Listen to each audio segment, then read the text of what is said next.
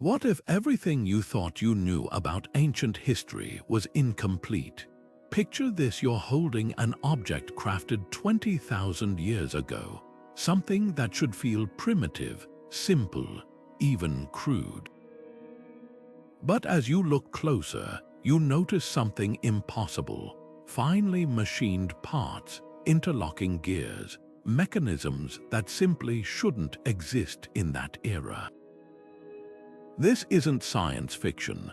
This is the reality archaeologists and researchers are facing as they uncover artifacts around the world that challenge our deepest assumptions about human history.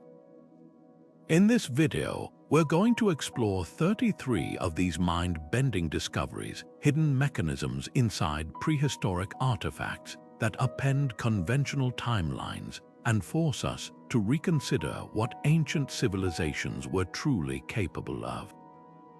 From intricate astronomical calculators to objects that hint at knowledge of electricity thousands of years before it was officially discovered, each of these finds tells a story of innovation, sophistication, and mystery. These aren't just curiosities, they're clues pointing to lost chapters in the human story. Chapters that suggest our ancestors may have achieved technological heights we're only now beginning to recognize. We'll travel across continents and dive into millennia of hidden history, examining artifacts that defy explanation and provoke more questions than answers. By the time we're done, you won't just see the past differently, you might start to wonder about the future and what secrets still lie buried, waiting to be uncovered. So settle in and open your mind. We're about to journey into the unknown. But let's begin with one of the most famous and well-documented examples, an object so advanced it single-handedly shattered our perception of ancient Greek technology. In the early 1900s, sponge divers exploring a Roman-era shipwreck off the coast of the Greek island of Antikythera made a startling discovery. Among the shattered amphorae and classical statues, they recovered a heavily corroded lump of bronze and wood, initially overlooked in favor of more obviously glamorous treasures. It wasn't until decades later, when archaeologists began to carefully clean and X-ray the object, that its true, breathtaking nature was revealed. This wasn't a simple statue or navigational tool. It was an incredibly complex mechanical device, a clockwork universe contained within a box roughly the size of a shoebox. What they had found is now known as the Antikythera Mechanism, a sophisticated assembly of at least 30 interlocking bronze gears, precisely calibrated and mounted within a wooden frame. The front of the device featured a large circular dial with pointers that displayed the positions of the sun, the moon, and likely the 5 known planets across the zodiac. By turning a hand crank on the side, the entire cosmos would come to life, with each gear moving at a specific ratio to simulate the irregular motions of celestial bodies with astonishing accuracy. It could predict lunar and solar eclipses years in advance, track the 4-year cycle of the ancient Olympic Games, and even account for the subtle wobble in the moon's orbit, a phenomenon known as lunar anomaly. The sheer ingenuity of its design implies a mastery of mathematics, astronomy, and precision engineering that historians once believed was impossible before the great clockmakers of the 14th century. Gearing of this complexity simply doesn't appear again in the historical record for over a millennium. This forces a profound and uncomfortable question. Was this device a one-of-a-kind marvel, the product of a lone genius whose work was lost at sea? Or was it merely a single example of a more widespread technology, a common tool for philosophers and sailors that has been almost entirely lost to time? The fact that it was on a trading ship suggests it might not have been considered uniquely precious, but perhaps one of many, Its existence hints at an entire lost chapter in the history of science, a Hellenistic technological revolution that was ultimately extinguished, its knowledge scattered and forgotten, only to be reinvented more than 1,000 years later. This single artifact stands as a powerful testament to the fact that the path of human progress is not a straight, predictable line, but one filled with peaks of achievement that can be lost to the sands of time, waiting to be rediscovered. While the Antikythera Mechanism redefines our view of ancient mechanical genius, another discovery from a different part of the world suggests that this ingenuity may have extended into a realm we consider fundamentally modern, the harnessing of electrical power. In 1936, during excavations of a 2,000-year-old site near Baghdad, workers uncovered a collection of rather unassuming clay pots. These weren't particularly ornate or remarkable at first glance, but inside one of them, archaeologists found something peculiar: a sealed copper cylinder, and within that, an iron rod, all held in place by an asphalt plug. It was a curious assembly, unlike any typical storage jar or ritual object. Initially catalogued as a scroll holder, the true potential of this object wouldn't be proposed for another 2 years, when a German archaeologist named Wilhelm Koenig took a closer look and put forward a truly electrifying hypothesis. He suggested that this simple clay jar, now known as the Baghdad Battery, might not have been for storage at all, but was in fact a primitive galvanic cell, an ancient device capable of generating a small electric current. The principle is elegantly simple and one you might recall from a basic chemistry class. If you were to fill the jar with an acidic electrolyte, something as common as vinegar or grape juice, a chemical reaction would begin. The acidic liquid would interact with the two different metals, the copper cylinder and the iron rod, creating a potential difference between them.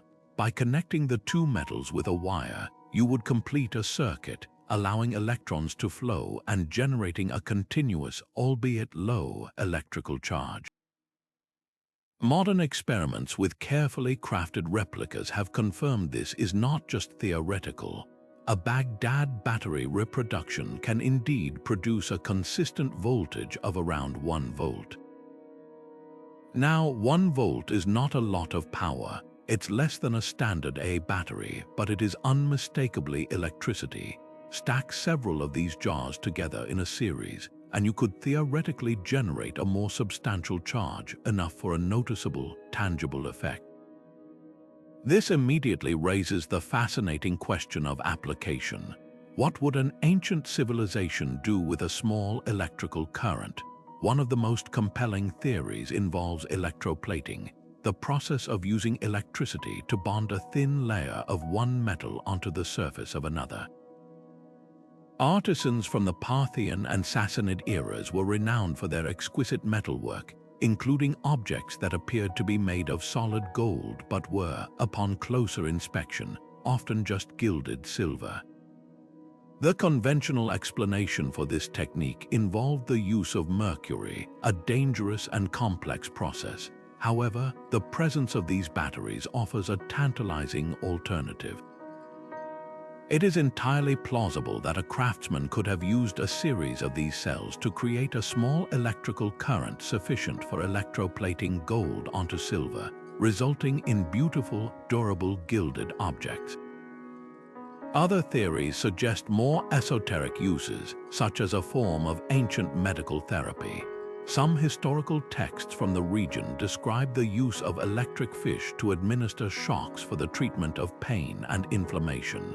It's not a huge leap to imagine that a controllable, man-made source of a similar sensation could have been used for therapeutic purposes. Of course, the interpretation is not without its fierce detractors. Skeptics rightly point out that no wires or electrical connectors were found with the jars, and that the acidic electrolyte would have eventually corroded the delicate iron rod, leaving behind traces that are difficult to detect after 2 millennia. The mainstream archaeological consensus often leans toward a more mundane explanation, suggesting the jars were simply secure storage containers for sacred scrolls, with the iron rod acting as a core for the rolled-up parchment and the asphalt plug providing an airtight seal. This debate is the very heart of the artifact's controversy. Yet, even if the skeptical view prevails, the very fact that the Baghdad Battery could function as it does forces a remarkable confrontation with our historical assumptions. It demonstrates that the fundamental components for understanding and even generating electricity, different metals, electrolytes, and the principle of a circuit were physically present and available to ancient innovators. Whether they were actually used for that purpose may remain one of history's great unanswered questions, but the possibility alone powerfully challenges the linear narrative of scientific progress, suggesting that the spark of discovery can ignite in any era, only to be dimmed by time and forgotten. Moving from the electrical mysteries of Mesopotamia to the wind-swept sands of Egypt, we encounter an artifact that seems to defy gravity itself. In 1898, during the excavation of a tomb in Saqqara dating back to around 200 BCE, archaeologists uncovered a small, carefully carved object made of sycamore wood. At first glance, it was catalogued as a stylized bird figurine, a common enough find in a culture that revered avian deities like Horus and Thoth. It was set aside with other grave goods, seemingly just another beautiful relic. But this object, now known as the Saqqara Bird, would wait nearly a century for someone to look at it not as an archaeologist, but as an aeronautical engineer. The artifact is deceptively simple. It measures about 14 centimeters from beak to tail, with a wingspan of 18 centimeters. Its most striking feature is not any ornate decoration. It has none, but its precise, clean form. The wings are not merely flat planks, they are carefully airfoiled, meaning they are shaped with a curved upper surface and a flatter lower surface, a design that is fundamental to generating lift. The tail is vertical and perfectly perpendicular to the body, resembling the stabilizer on a modern aircraft. This is a critical distinction. Most ancient bird carvings have horizontal, fan tails for display. The Saqqara bird's tail is upright, a feature that provides directional stability in flight, something a decorative bird figurine would have absolutely no need for.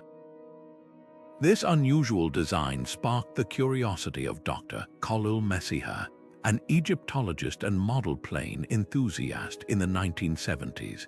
He was the first to seriously propose that the object was not a bird at all, but a scale model of a much larger, functional glider.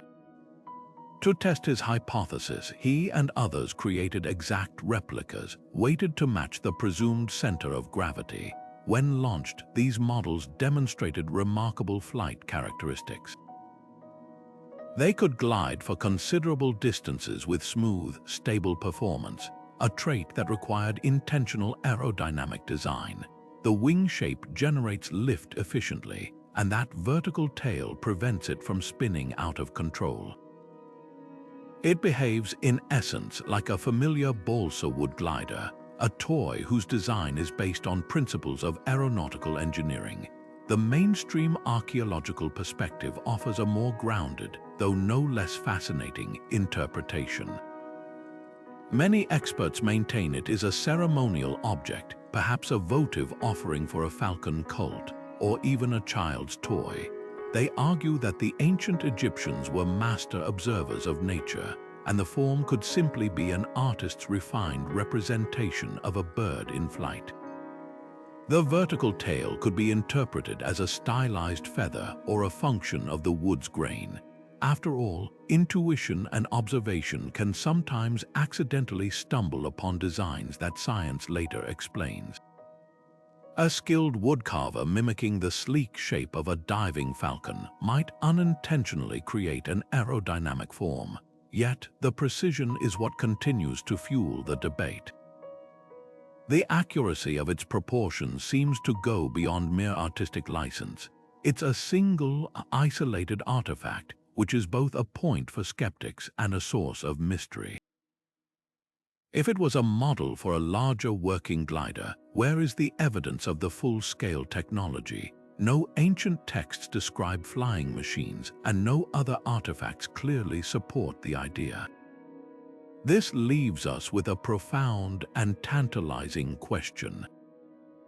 Did a brilliant, unknown ancient engineer grasp the fundamental principles of flight, creating a prototype that was either lost, ignored, or considered magical? Or are we, from our modern technological perspective, seeing intention and design where there was only artistry and happenstance? The Saqqara Bird, silent and enigmatic, offers no easy answers, serving as a timeless reminder that the line between a toy and a technological blueprint might be thinner than we think. While the Saqqara Bird invites us to reconsider ancient artistic intuition, another discovery pushes the boundaries of possibility into a realm that seems to defy all rational timelines. The story begins not in a royal tomb but on a mountainside in California. In February 1961, three friends Wallace Lane, Virginia Maxey, and Mike Mikesell were prospecting for interesting minerals near the town of Olancha. Mikesell, who owned a small gem and gift shop, was collecting rocks he thought could be cut and polished into attractive items for his store. One particular find seemed promising, a heavy, hardened nodule that he assumed was a geode. These hollow rocks, often lined with crystals, are common enough and usually crack open to reveal a beautiful interior. But when Mikesell took the rock back to his shop and put it on a diamond-edged saw, he was met with a disaster. The blade was nearly ruined, not by the hard outer shell of the rock, but by something completely unexpected hidden inside. As he managed to cut through it, he didn't find sparkling crystals. Instead, he revealed a perfectly circular cross-section of a hard, white ceramic material surrounding a 2mm core of shiny metal. Running through the center was what looked like a corroded iron or copper shaft. The object was unmistakably mechanical, a manufactured item that had somehow become the very heart of a stone that appeared to be ancient. The trio was bewildered. They took their strange find to a geologist who examined the outer crust. This crust wasn't just any rock, it was a concretion, a hard layer that forms around an object over immense periods through mineral accumulation. The geologist's analysis suggested the concretion process would have taken a minimum of 500,000 years. This dating immediately catapulted the object, now known as the Koso artifact, into the center of a firestorm. If the dating was correct, it meant this mechanical device was 500,000 years old, a time when, according to conventional science, the only creatures on Earth were early hominids like Homo erectus, who were only just beginning to use the most rudimentary stone tools.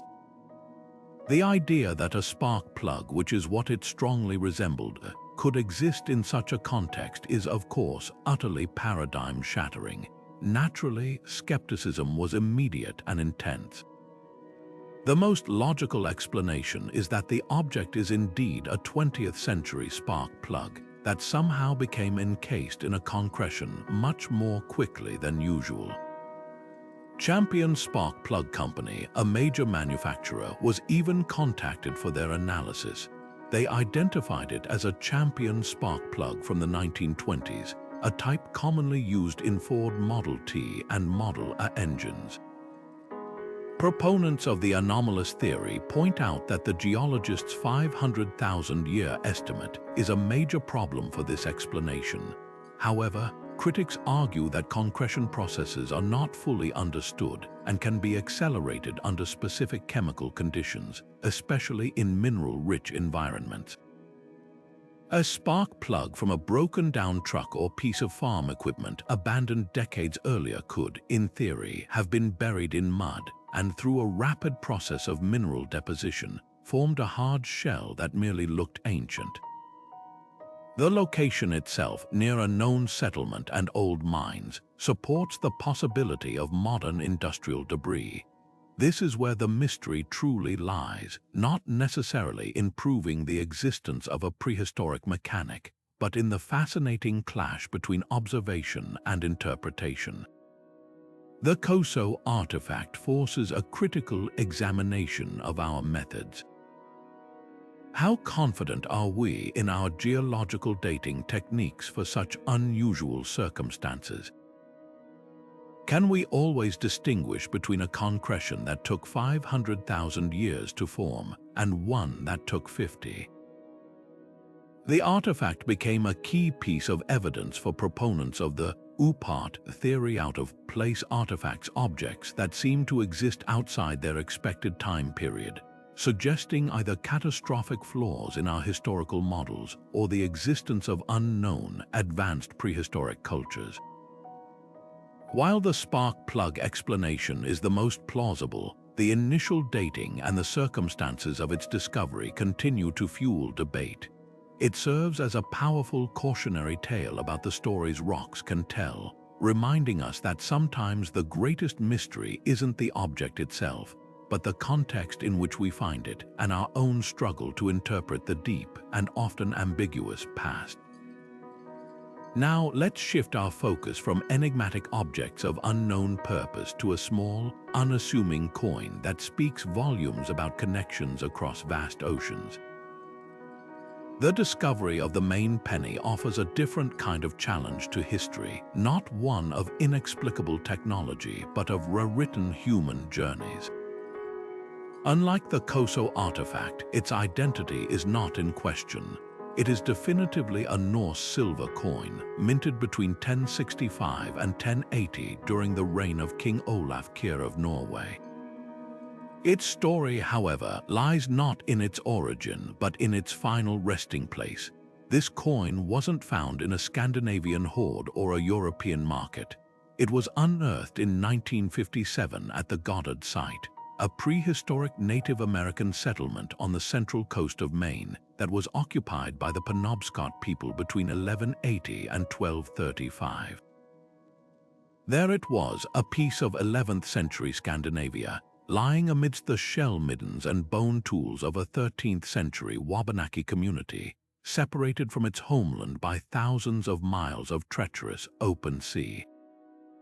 The immediate and profound implication is one of pre-Columbian transatlantic contact, an idea that directly confronts the long-held textbook narrative of Christopher Columbus's discovery of the Americas in 1492.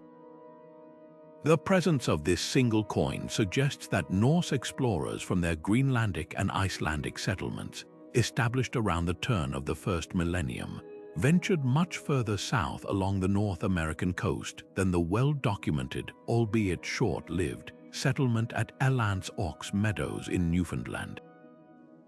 It paints a picture of voyages that may have reached down into the Gulf of Maine, potentially establishing fleeting but significant contact with the indigenous peoples living there. This wasn't just a case of a Viking longboat being blown hopelessly off course. The coin's context suggests a deliberate voyage of exploration, and more intriguingly, an interaction. A coin is not typically a personal item lost by an explorer. It is an object of trade, a medium of exchange. Its presence at a large, prosperous Native American trading site implies it changed hands, moving from a Norse explorer to a native trader through some form of interaction, whether through gift-giving, barter, or perhaps even as a curiosity. This single artifact hints at the edges of a network, a thin, tenuous thread of connection between the old world and the new, centuries before Columbus set sail. Of course, such a revolutionary claim is met with intense scrutiny, and the Maine Penny is no exception. The primary counter-argument is that it could be a hoax, a modern plant. Perhaps it was dropped by a collector in the 19th or 20th century, and then accidentally discovered by archaeologists. The excavators, however, were highly reputable, and the coin was found in a controlled dig, 3 feet below the surface in a layer of undisturbed, datable material alongside thousands of other Native American artifacts. This context makes a modern introduction highly unlikely, though not entirely impossible in the eyes of the most ardent skeptics. Another, more plausible theory is that the coin arrived not through direct Norse contact with Maine, but through an extensive indigenous trade network that stretched far into the north. The Norse in Greenland and Newfoundland certainly traded with the Inuit and other northern groups. It is conceivable that a Norse coin, perhaps received by a Dorset or Thule culture individual in the far north, was then traded southward from group to group, hand to hand, over the course of decades or even centuries, eventually finding its way down the coast to Maine as an exotic curiosity. In this scenario, the Norse themselves never set foot in Maine. Their economic influence simply rippled outward through existing native channels. This debate is what makes the Maine Penny such a captivating piece of the historical puzzle.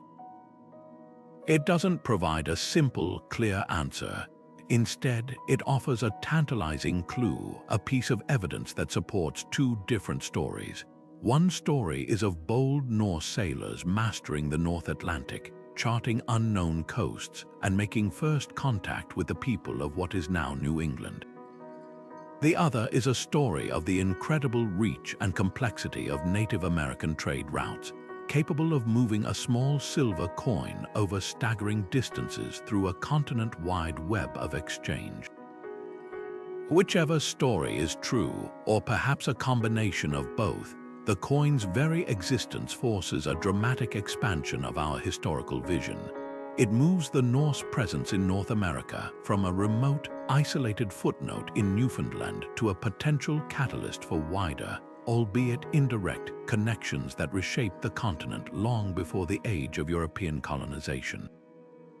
It reminds us that history is often about connections between people, between cultures, and between worlds we once believed were separate. Our journey through history's unexplained artifacts now takes a dramatic turn, moving from tangible objects like coins and tools to a discovery so extraordinary it seems ripped from the pages of science fiction. In 1938, according to a story that has become legendary in alternative archaeology circles, a Chinese archaeologist named Kai Pu-te was leading an expedition into the remote and mountainous Bayan Ha Shan region bordering Tibet. While exploring a series of high-altitude caves, his team made a bizarre and unsettling find. The caves showed clear signs of intelligent habitation, neat rows of graves carved into the stone floor, but the skeletons buried within were unlike any known human remains. They were described as small and fragile, with disproportionately large skulls and slender frames. It was an eerie scene, but the true mystery was found nearby. Scattered across the cave floor were hundreds of stone discs, each roughly 9 inches in diameter with a perfectly round hole in the center, making them resemble primitive phonograph records or large stone donuts. These objects, now infamous as the Dropa stones, would become the center of one of archaeology's most enduring and controversial mysteries.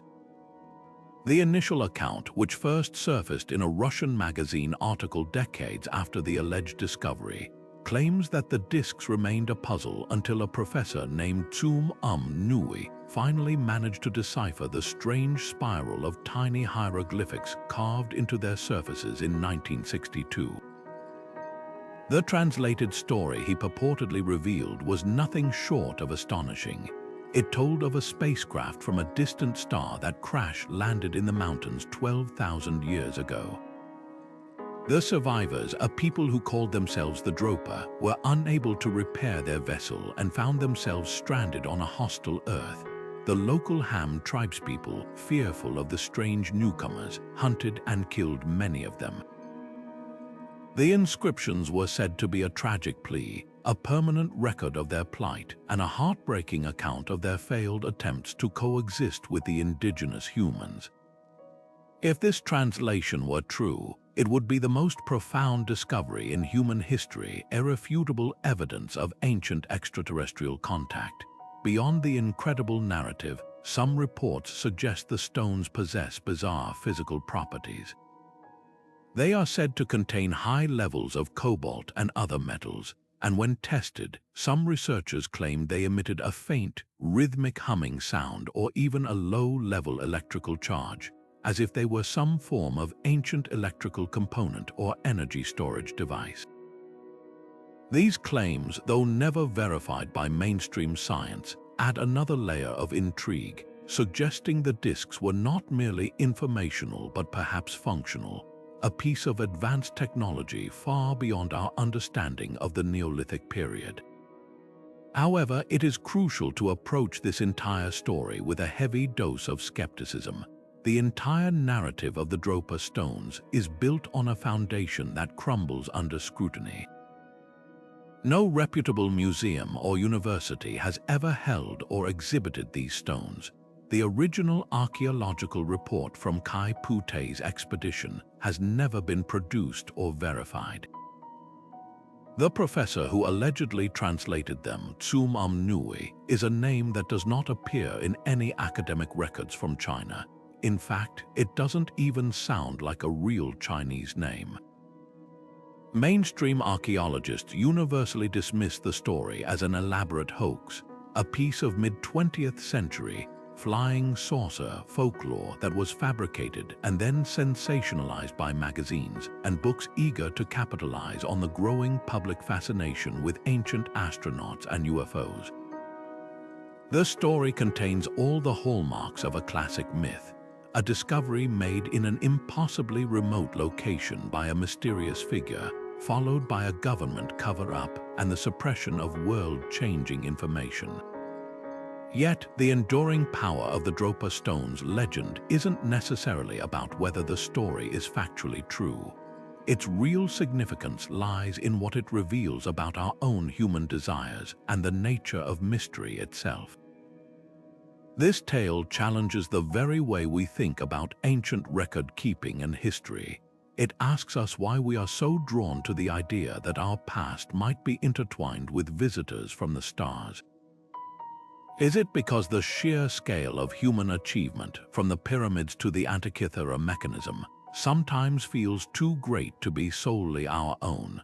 The Dropa stones represent the ultimate what if, a story so compelling that it continues to captivate despite the overwhelming evidence against it. They serve as a permanent monument to the mysteries that still linger at the edges of our understanding, reminding us that some stories, whether born from truth or pure imagination, are simply too powerful to ever be completely forgotten. Leaving behind the cosmic mystery of the Dropa stones, we now turn to an object that is far more tangible, yet no less baffling in its implications. In the summer of 1936, a couple named Max and Emma Hahn were taking a stroll along the banks of the Red Creek near the small town of London, Texas. As they walked, they noticed a curious piece of rock protruding from the earth, with what appeared to be a chunk of wood embedded within it. Intrigued, they took the oddity home, and it sat on their property for several years until their son eventually decided to crack it open. What he found inside would become the centerpiece of one of the most iconic out-of-place artifact stories in the world. Encased within the solid, ancient stone was a perfectly formed iron hammer, complete with a wooden handle that was partially petrified, its organic material transformed into stone over an immense period. The immediate and most startling aspect of this discovery was the rock itself. Geologists who later examined the hard, concretion-like limestone nodule determined it was from the Cretaceous period, dating it to approximately 100 million years old. This single fact is the catalyst for the entire controversy. If the rock formation is that ancient, then the hammer must be equally old, sealed within the stone as it formed around it. This presents an impossible scenario for conventional history.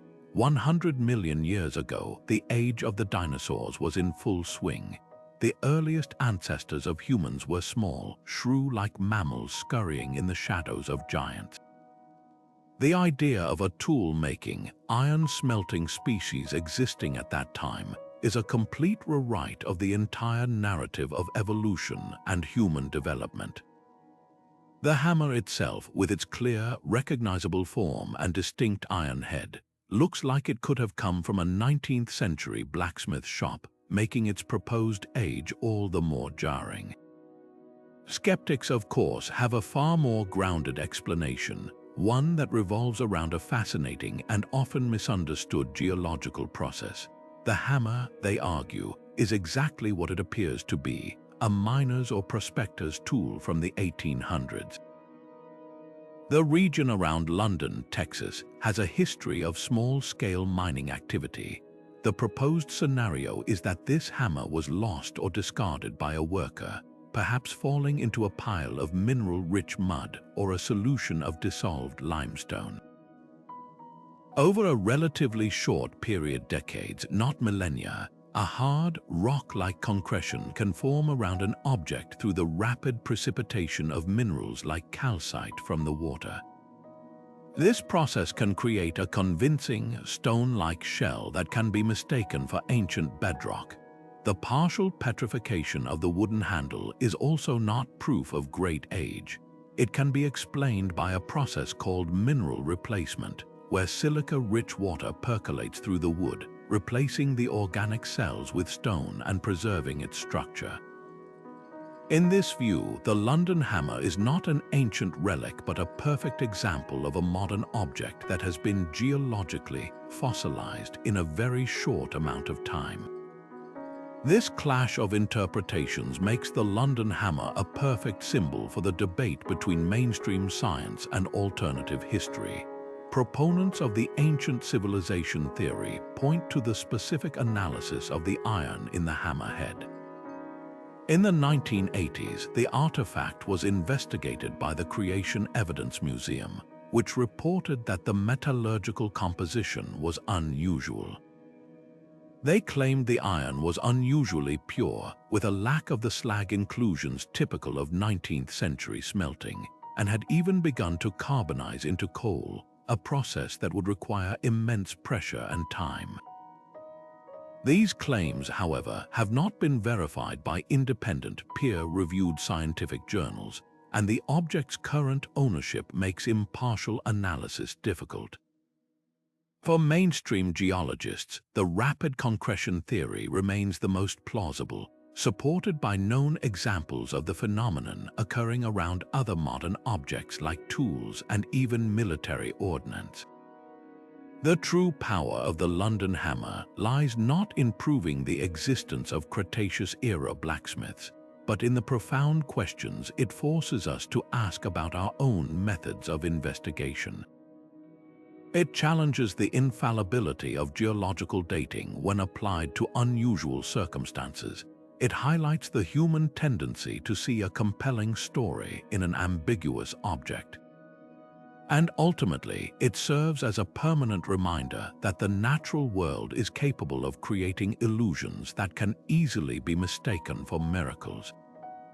Whether a misunderstood geological quirk or a genuine window into a forgotten world, the hammer remains locked in its stone prison, a silent and stubborn enigma that refuses to confirm either side of the debate, ensuring its place as a legendary icon of historical mystery. While a hammer locked in stone challenges our geological timelines, a piece of parchment from the age of exploration presents a puzzle of an entirely different scale, one of global geography and lost knowledge. In 1929, during the renovation of the Topkapi Palace in Istanbul, scholars made a discovery that would send shockwaves through the world of cartography. Tucked away in the vast imperial library, they uncovered a fragment of a much larger world map, drawn on gazelle skin and signed by an Ottoman admiral and cartographer named Pirry. The map itself was stunning, a beautiful example of early 16th century Islamic art and science, but it was the content that was truly mind-boggling.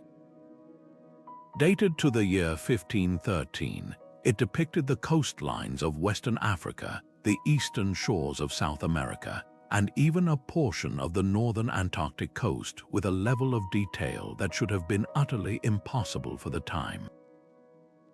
To understand why this map is so revolutionary, we need to step back into the world of 1513.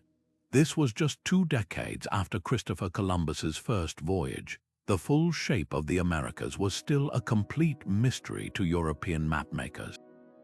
The Pacific Ocean had not yet been sighted by any European. Antarctica wouldn't even be a rumored continent for another 300 years, and it wouldn't be officially discovered and charted until the 19th century. Yet here was a map drawn by an Ottoman admiral that not only showed the correct longitudinal placement of South America, a mathematical feat European cartographers couldn't manage for another 200 years, but also appeared to depict the Queen Maud Land coastline of Antarctica, and it showed it free of its massive, mile-thick glacial ice cap. This is the detail that catapults the map from a curious anomaly into the realm of the truly inexplicable. Modern seismic surveys of the Antarctic landmass beneath the ice have revealed the topography of the continent, and the coastline on the Pirry Rise map bears a striking, some would say unnerving, resemblance to these subglacial surveys. It seems to show the continent not as it appears on the surface, but as it would look if all the ice were removed, a view no human could have possibly had until the development of advanced radar technology in the 20th century. So how did Pirry Rise create such a map? The admiral himself provided an answer in the extensive notes he wrote in the margins. He openly credited his work to a collection of about 20 older source maps, some dating back to the time of Alexander the Great in the 4th century BC. He specifically mentioned using a map drawn by Christopher Columbus, which has since been lost to history. But most intriguingly, he cited even older sources, what he called the maps of the ancients. This admission is the key to the entire mystery. Pirry Rise was not claiming to have personally explored these distant shores. He was acting as a compiler, a librarian of sorts, carefully stitching together fragments of ancient cartographic knowledge that had been preserved in the great libraries of the Islamic world and perhaps inherited from even older civilizations. The terrifying implication is that a highly advanced seafaring civilization with a sophisticated understanding of spherical trigonometry and accurate longitudinal measurement must have existed in the deep past, mapping the entire world with a precision that would not be matched again until the 18th century. This civilization and its knowledge was then utterly lost, surviving only in scattered source maps that eventually fell into the hands of a brilliant Ottoman admiral. Naturally, mainstream scholarship offers compelling counterarguments. Many geographers argue that the Antarctic coastline on the map is simply a misrepresentation of the Patagonian coast of South America, a common error in early maps where unknown lands were often drawn speculatively to fill empty spaces. They point out that the map contains known inaccuracies and is missing vast swaths of coastline. The ice-free detail, they suggest, is a case of apophenia, the human tendency to see meaningful patterns in random noise. The jagged lines interpreted as a glacier-free coastline could just be stylistic choices or the result of the map being pieced together from multiple, conflicting sources. Furthermore, the idea that an ancient global civilization left no other evidence beyond a few cryptic references on a single map is a significant stretch for most historians.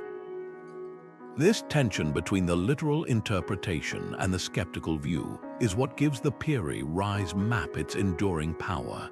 It may not be a literal, photographic snapshot of an ice-free Antarctica, but it is undeniably a document of astounding accuracy for its time, compiled from sources that have since vanished. It stands as a permanent testament to the idea that the history of exploration is not a simple, linear progression from ignorance to knowledge. Instead, it is a story of fits and starts, of golden ages of discovery followed by dark ages of forgetting. The map challenges us to consider that the great explorers of the 15th and 16th centuries were not necessarily discovering a new world, but rather rediscovering an old one, sailing in the wake of forgotten mariners whose charts guided them to shores that had been mapped millennia before. It is a haunting reminder that knowledge is fragile, and that a library and the world it describes can be lost to time. From the intricate charts of the Pirry Rise map, we now journey to the high desert plains of southern Peru, where an entire landscape was transformed into a colossal canvas, a mystery written on such a grand scale that its full meaning can only be grasped from the heavens themselves. The Nazca Desert is home to one of archaeology's most visually stunning and perplexing enigmas, a vast collection of geoglyphs known as the Nazca Lines. Created by the Nazca culture between roughly 500 BC and 500 CE, this sprawling artistic achievement is not painted or built upward, but meticulously crafted by removing the top layer of dark, sun-baked pebbles to reveal the lighter-colored sand beneath.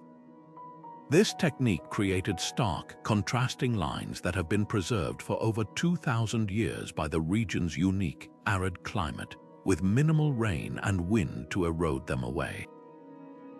But the true wonder of these geoglyphs isn't just their endurance, it is their sheer, breathtaking scale and the profound mystery of their purpose. The diversity of the designs is staggering.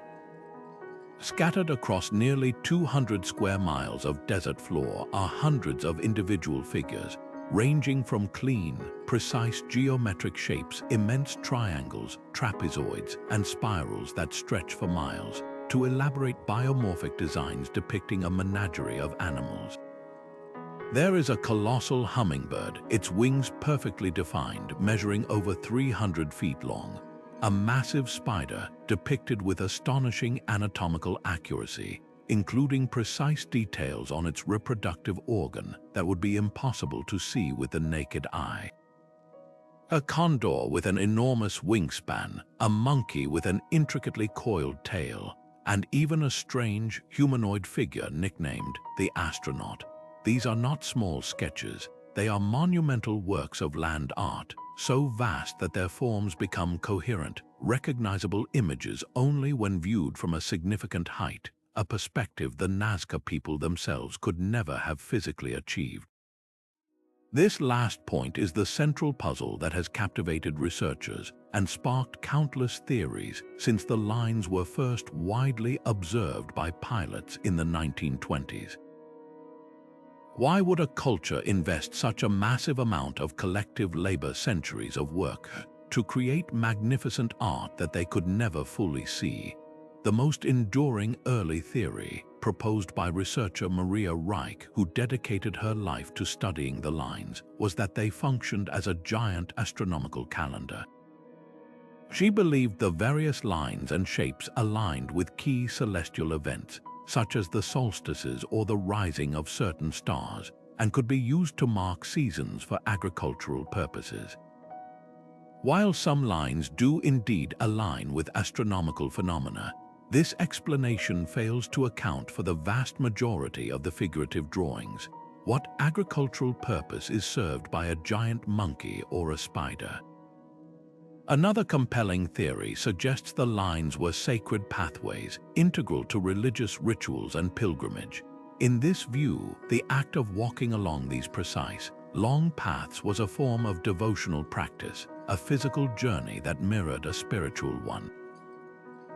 The shapes themselves might have represented deities or spirit animals, and the entire desert was a vast temple complex.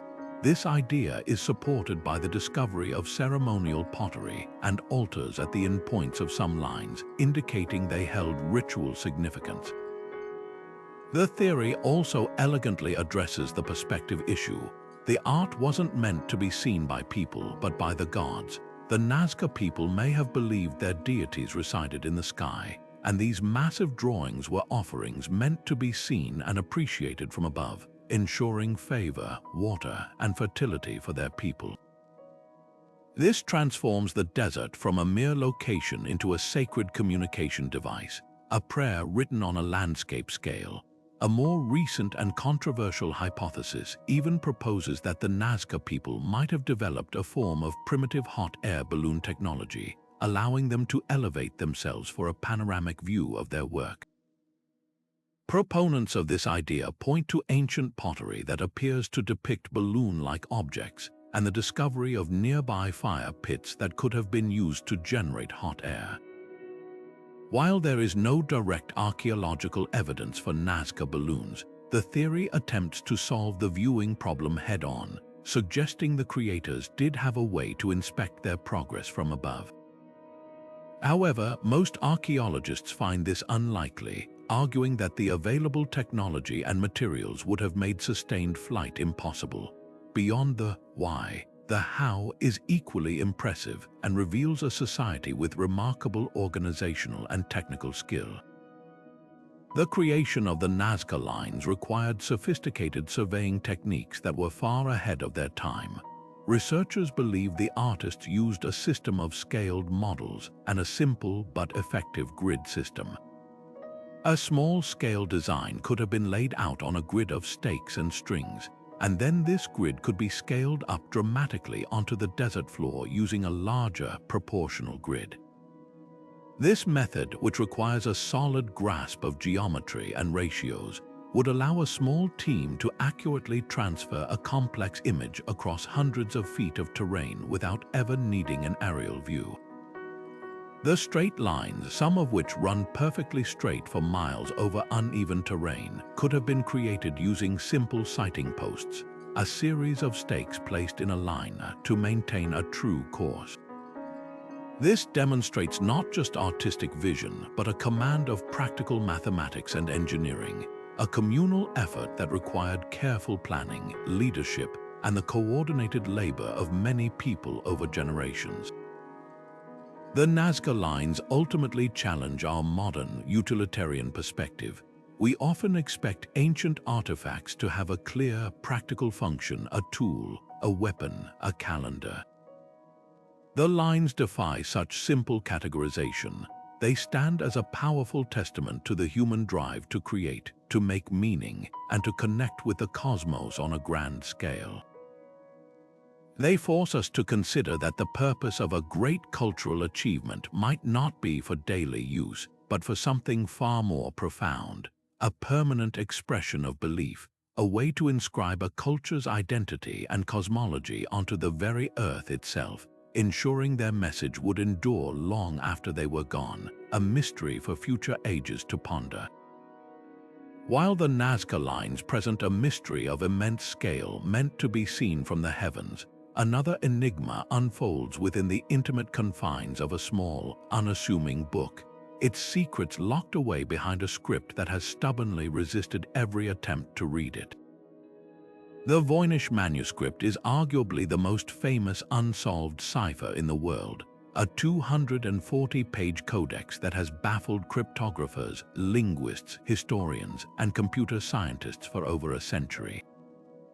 Its vellum pages have been carbon-dated to the early 15th century, placing its creation in the era of the European Renaissance, a time of flourishing art and science. But this book is utterly alien to that tradition.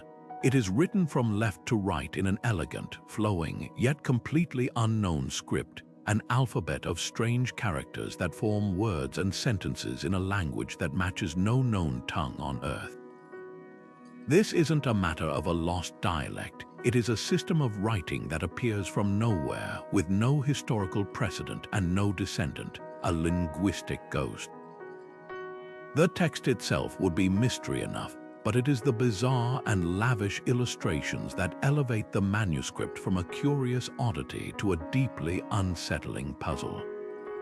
The book is densely packed with drawings that seem to categorize a world that does not exist. One section is devoted to botany, page after page of unfamiliar plants painted in vibrant greens, reds, and blues. These are not stylized versions of known flora. They have roots, leaves, and flowers that are often anatomically impossible, with structures that defy the logic of nature, looking more like something from a dream or a different planet. Another section appears astronomical, filled with circular diagrams resembling celestial charts, but the arrangements of stars and medallions bearing nymph-like figures bear no relation to any recognized cosmology. Perhaps most disturbing is the biological section, which features intricate diagrams of tiny, naked human figures, almost always female, bathing in or connected by intricate networks of tubes and vessels to bizarre, fluid-filled systems that resemble an abstract and utterly unfamiliar understanding of anatomy. These images are simultaneously detailed and nonsensical, suggesting a system of knowledge that is internally consistent, yet completely divorced from any known science or philosophy. The manuscript's modern history begins in 1912, when a Polish book dealer named Wilfrid Voinish purchased it from a Jesuit college in Italy. He dedicated the rest of his life to trying to crack its code, bringing it to the world's attention and lending it his name. Since then, it has passed through the hands of countless experts, including top military cryptographers from both world wars who broke far more complex codes, and yet the Voynich manuscript remains impervious. The text displays statistical patterns found in natural language, word frequency, word lengths, and sentence structure that suggest it is not a random hoax, but it defies all classification. Proposed solutions surface every few years, each claiming to have finally deciphered it. Some argue it is an encoded form of a known language like Latin or Hebrew, a cipher meant to protect valuable secrets, perhaps alchemical or herbal knowledge. Others propose it is a constructed language, a philosophical or artificial tongue. There are even theories that it is a sophisticated glossolalia, a stream of unconscious nonsense written by someone in a trance state. Yet every single proposed decipherment has ultimately failed to produce a coherent, universally accepted translation. The text continues to guard its message with an infuriating perfection. This relentless defiance leads to the most profound and haunting questions surrounding the book. What was its purpose? If it is a hoax, it is an impossibly elaborate and expensive one, requiring immense effort and skill to produce the hundreds of vellum pages and intricate illustrations. A medieval forger would have had no reason to create such a complex, undecipherable text. A simple fake would have sufficed. This suggests the content was meaningful to its creator, which in turn points to the existence of a completely lost intellectual tradition. The manuscript could be the sole surviving document of a forgotten heretical sect, recording its unique cosmology and medicinal practices in a code to avoid persecution. It might represent an attempt to document a culture that was wiped out before it could be known to European scholars, its language and knowledge preserved in this single, isolated volume. Or it could be something even more extraordinary, the product of a singular, brilliant, but utterly isolated mind, a person who developed their own entire system of writing, botany, and science from first principles, creating a personal universe of knowledge that died with them. The Voynich manuscript, therefore, is more than just a locked book. It is a stark and humbling reminder of the fragility of knowledge and the vast, silent gaps in our understanding of the past.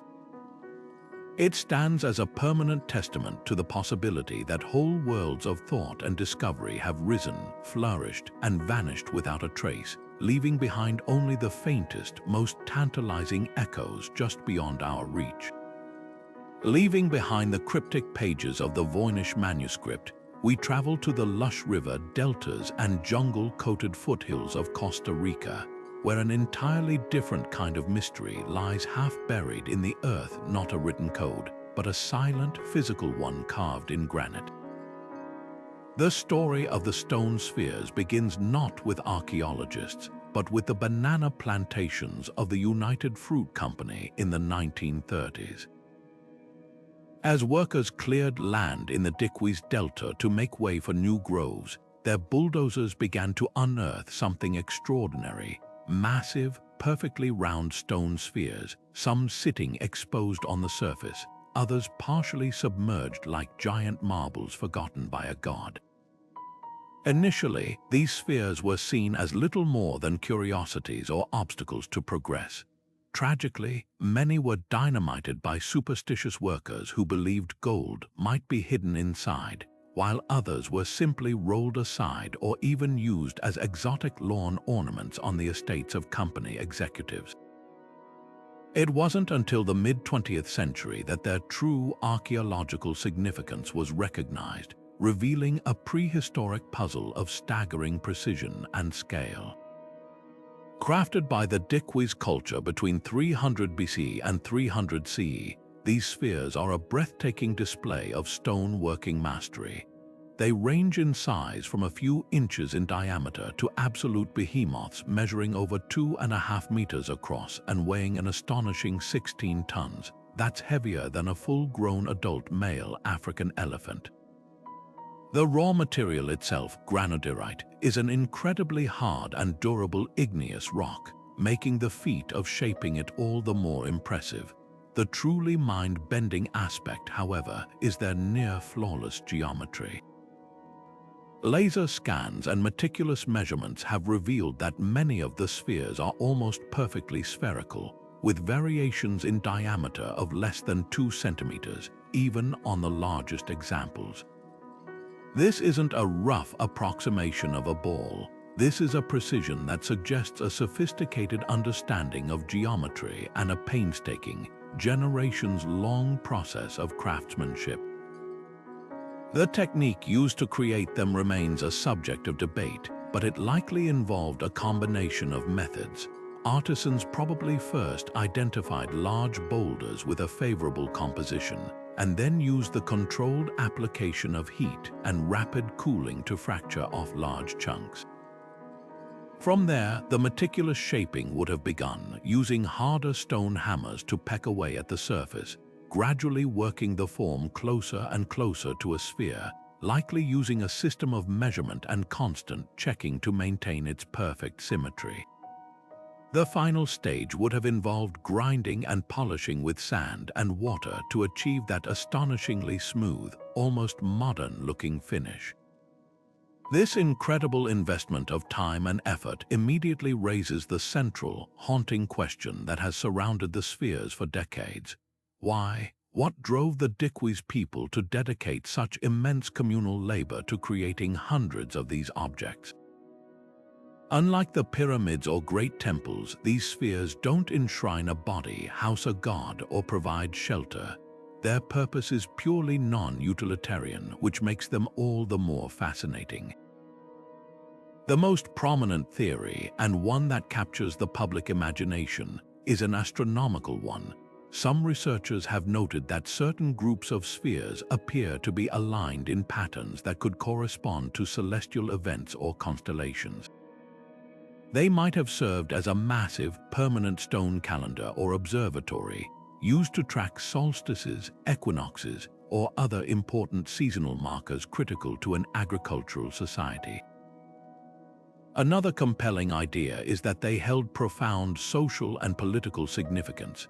The size and perfection of a sphere and its placement within a group could have been a powerful status symbol, denoting the wealth, power, and influence of a specific chieftain or clan. They might have been used to mark territorial boundaries, important burial sites, or gathering places for communal ceremonies, acting as permanent, unmovable monuments to a community's identity and authority. Adding another layer of mystery is their original placement. Many of the spheres we see today have been moved from their discovery sites, but early accounts describe them arranged in mysterious patterns, often in sets of 3 forming perfect triangles, or in long lines and avenues leading to important structures. This intentional grouping suggests a complex symbolic language that we can no longer decipher. Were these arrangements meant to represent myths or stories? Did they map out social hierarchies or clan relationships in a three-dimensional diagram of stone? The answers are lost to time. The spheres challenge our modern tendency to categorize everything as either practical or decorative. They force us to consider that for the DEFYs, the act of creation itself, the achievement of perfect form through immense effort, may have held a deep spiritual or philosophical meaning that we can only dimly perceive. They stand not as tools, but as testaments, a permanent, physical record of a culture's dedication to precision, their connection to their landscape, and their desire to create something of enduring perfection that would speak across the centuries, even if the words of that message are now silent. Just when we think we have a handle on the timeline of human progress, along comes a discovery so profound it shatters the very foundations of our understanding. If the monuments we've explored so far challenge specific technologies or knowledge, the site of Göbekli Tepe in southeastern Turkey challenges the entire narrative of human civilization itself. For centuries, the accepted story was a linear one. First, humans were hunter-gatherers, nomadic bands concerned solely with survival. Then, around 10,000 years ago, we learned to farm. Agriculture provided a stable food supply, which allowed people to settle down in permanent villages. This settlement led to a population boom, social stratification, and eventually, the surplus of resources and labor required to build grand temples, monuments, and develop complex religion. It was a neat, logical package. Göbekli Tepe, discovered in the 1990s by German archaeologist Klaus Schmidt, took that package and ripped it to shreds. Dating this site was a shock to the system.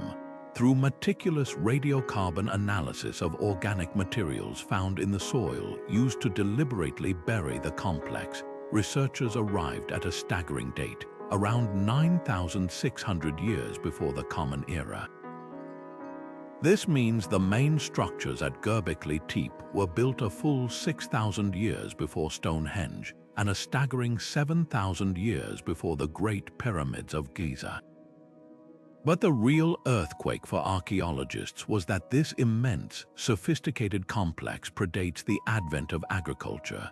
This site was not built by settled farmers with granaries full of surplus grain. It was built by hunter-gatherers, people who supposedly lived hand-to-mouth, constantly on the move in search of their next meal. The scale and sophistication of the construction are what make this timeline so revolutionary.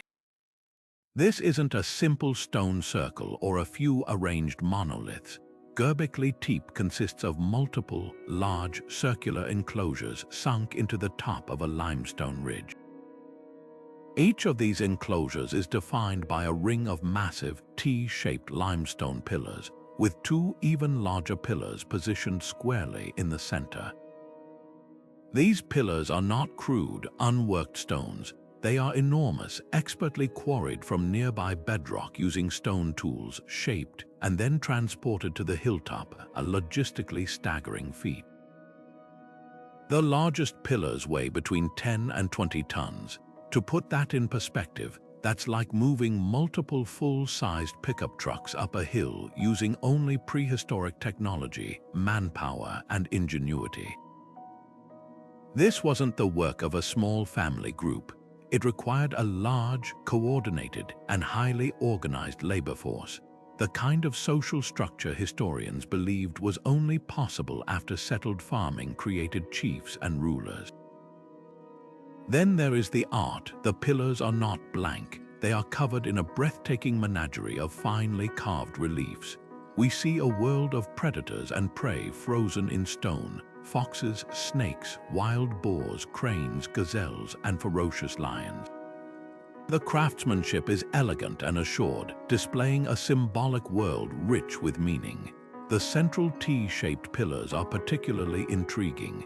Many researchers interpret them as stylized human figures, perhaps ancestors or powerful supernatural beings, with the crossbar of the T representing arms and the vertical shaft a body.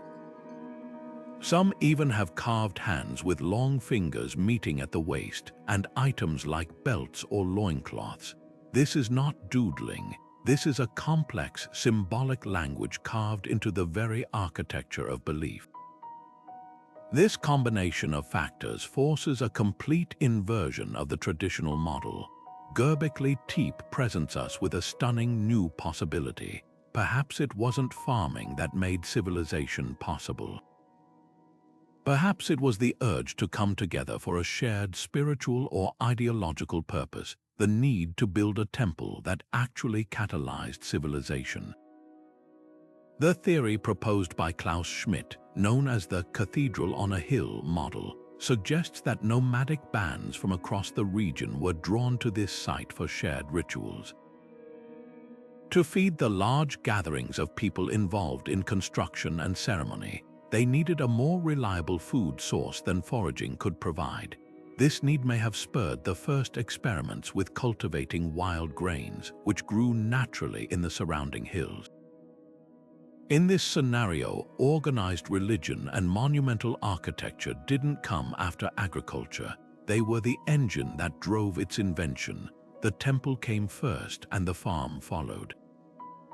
Göbekli Tepe stands as a silent, stone sentinel guarding a radical rewrite of human history, suggesting that our desire to reach for the divine, to create something lasting together, might be the true foundation of everything that came after. Moving from the world-altering implications of Göbekli Tepe, we now encounter an artifact that seems to define not just history, but the very laws of biology and time.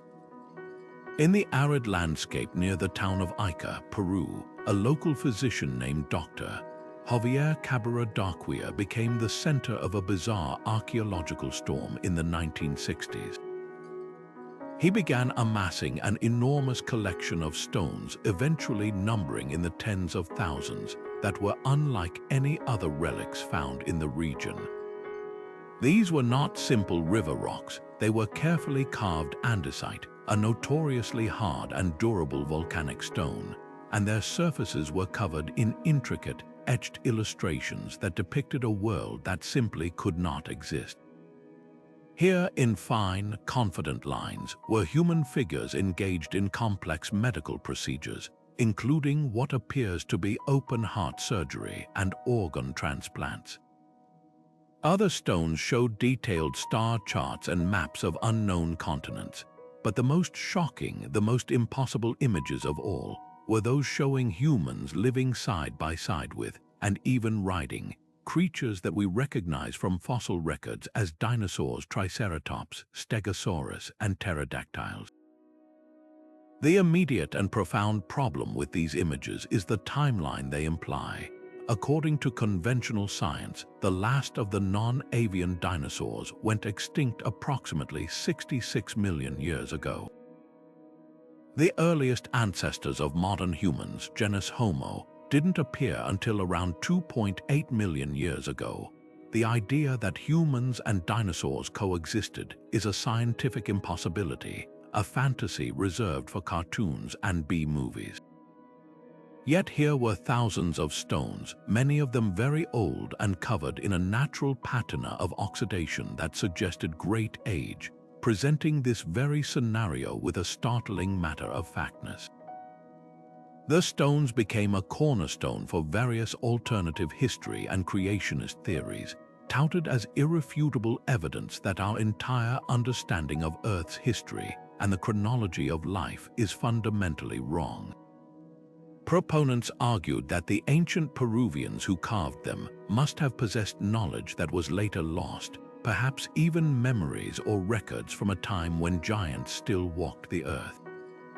However, the story of the Ica stones is almost certainly not one of lost knowledge, but one of human ingenuity, economics, and our powerful desire to believe.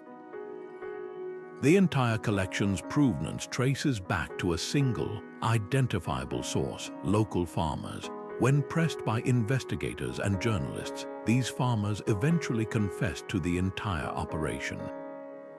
They revealed that they manufactured the stones themselves, using simple metal tools to carve the designs, and then aging them artificially by baking them in donkey dung or rubbing them with shoe polish to create an authentic-looking patina.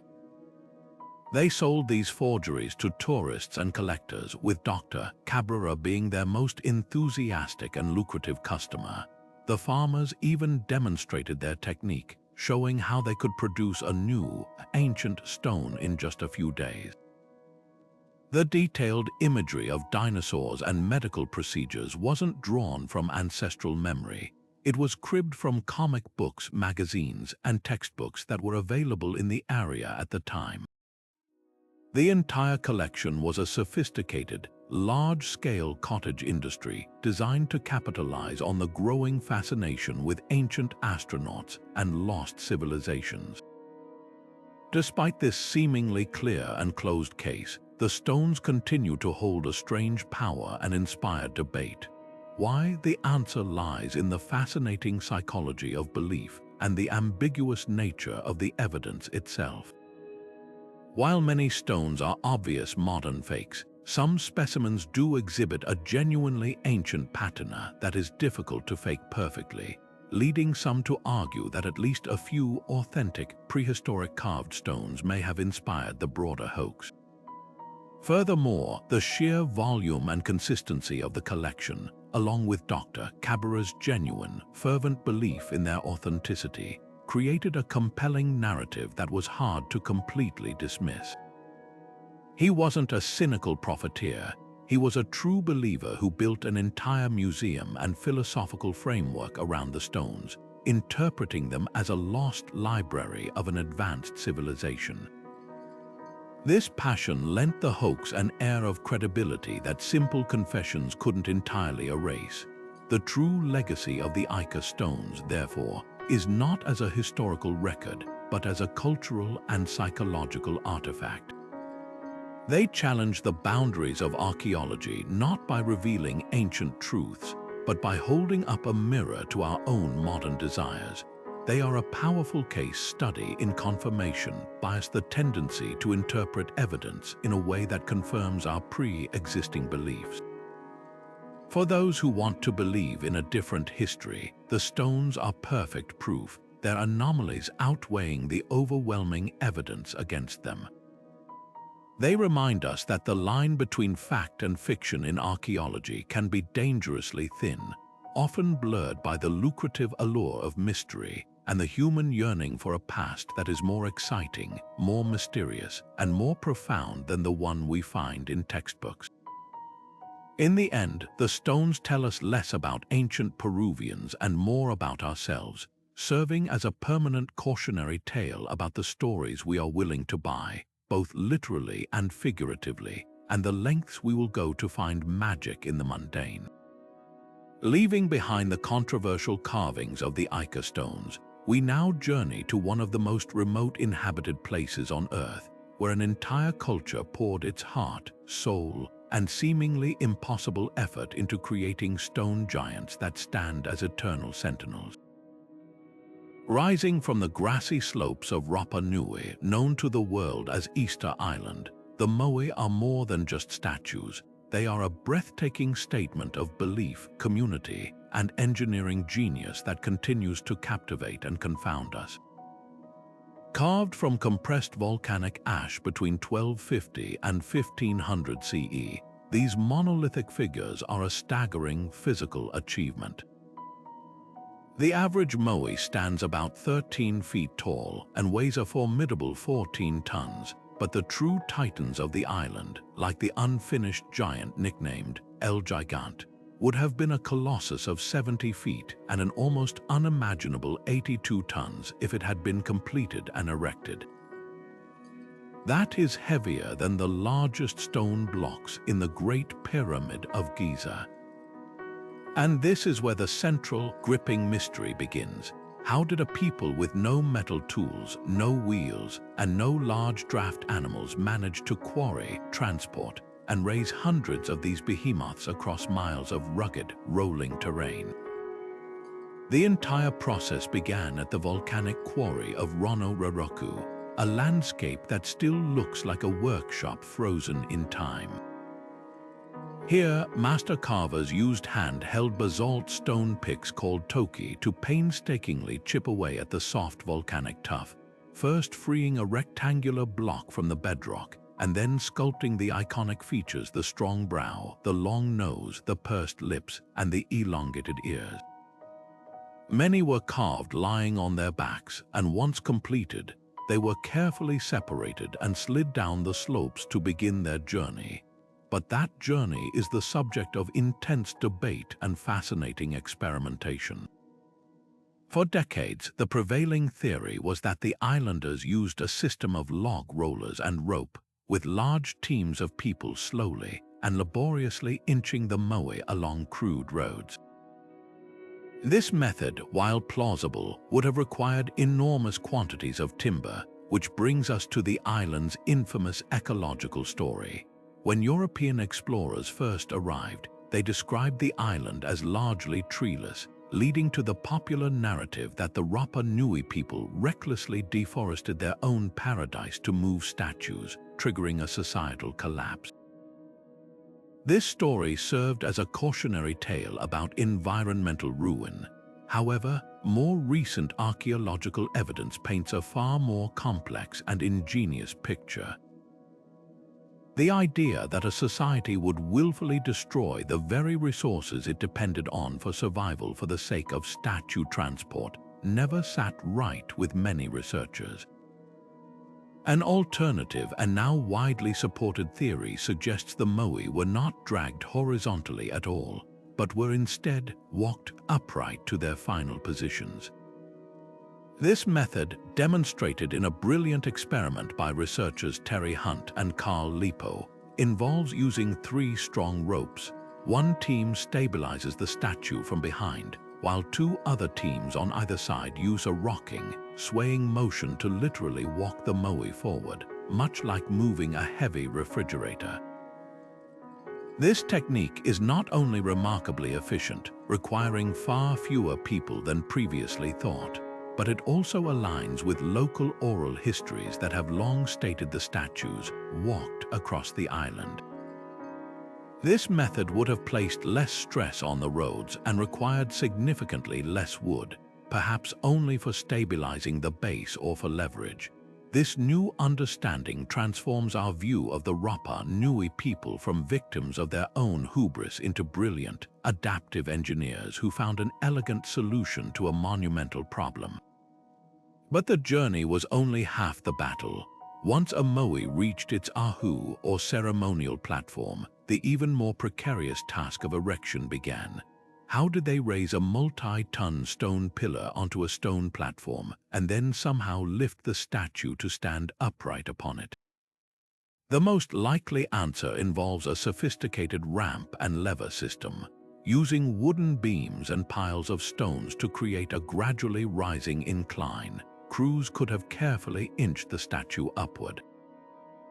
As the moai rose, more stones would be piled beneath it, creating a stable foundation until it reached its vertical position. This method, while incredibly dangerous and requiring meticulous coordination, is well within the realm of possibility with the materials and knowledge available. The final touch, which is often forgotten, was the addition of the pucau, the large red stone cylinders that sit like hats on the heads of some moai. These were made from a different quarry and likely rolled along specially constructed ramps to be placed on top, completing the awe-inspiring visage. The true significance of the moai, however, goes far beyond the technical how. They were not mere vanity projects. Each statue or eringa aura translates to living face. They were sacred representations of deified ancestors, believed to hold supernatural power or mana. Once erected on a coastal platform with their backs to the sea, these ancestors were thought to watch over the living members of the clan, using their power to ensure fertility, prosperity, and protection. The immense effort required was not a foolish waste of resources, but the ultimate expression of communal faith and identity. The entire process, from quarrying to transport to erection, would have required the coordinated effort of every segment of society: the master carvers, the rope makers, the navigators, the priests, and the countless workers who provided the muscle and the food. It was a ritual act that reinforced social bonds and cultural unity. The story of the Moai, therefore, is not one of a mysterious lost technology, but a profound testament to what human beings can achieve through shared purpose, unwavering determination, and brilliant practical ingenuity. They stand not as warnings of collapse, but as eternal monuments to the power of belief and the incredible things we can accomplish when we work together. But the desire to create monuments that touch the sky is not unique to the Pacific. It finds a stunning parallel in the mountains of Peru, where the very stones seem to defy the laws of physics. High in the Andes, overlooking the ancient Inca capital of Cusco, lies the fortress complex of Sacsayhuamán. Its most iconic feature is not a building, but a series of 3 zigzagging walls constructed from enormous limestone blocks. To call them blocks, however, is a profound understatement. The largest of these stones is a behemoth weighing over 360 tons, standing 28 feet tall. That is heavier than 2 full-grown blue whales. The sheer scale is staggering, but it is the precision of the construction that truly pushes the boundaries of belief. These colossal stones are cut with such mind-boggling accuracy that they fit together without a single drop of mortar. The joints between them are so impossibly tight that for centuries, locals and visitors alike have claimed not even a razor blade or a single piece of paper can be inserted between them. This isn't just good masonry, it is a level of perfection that rivals modern machine tooling, achieved with only stone hammers and bronze tools, according to conventional archaeology. This precision creates a structure of incredible durability. The walls are built in a sawtooth pattern, which not only creates a dramatic visual effect, but also provides immense seismic stability. Peru is one of the most earthquake-prone regions on Earth, and Cusco has been shaken by numerous powerful quakes over the centuries. While Spanish colonial buildings in the city below have repeatedly crumbled, the Inca walls of Sacsayhuamán have stood utterly unmoved, their interlocking stones simply shifting slightly during a tremor before settling perfectly back into place. This earthquake-resistant design demonstrates a sophisticated understanding of engineering and geology that seems almost prescient. The question that has haunted archaeologists, engineers, and historians for generations is a simple one.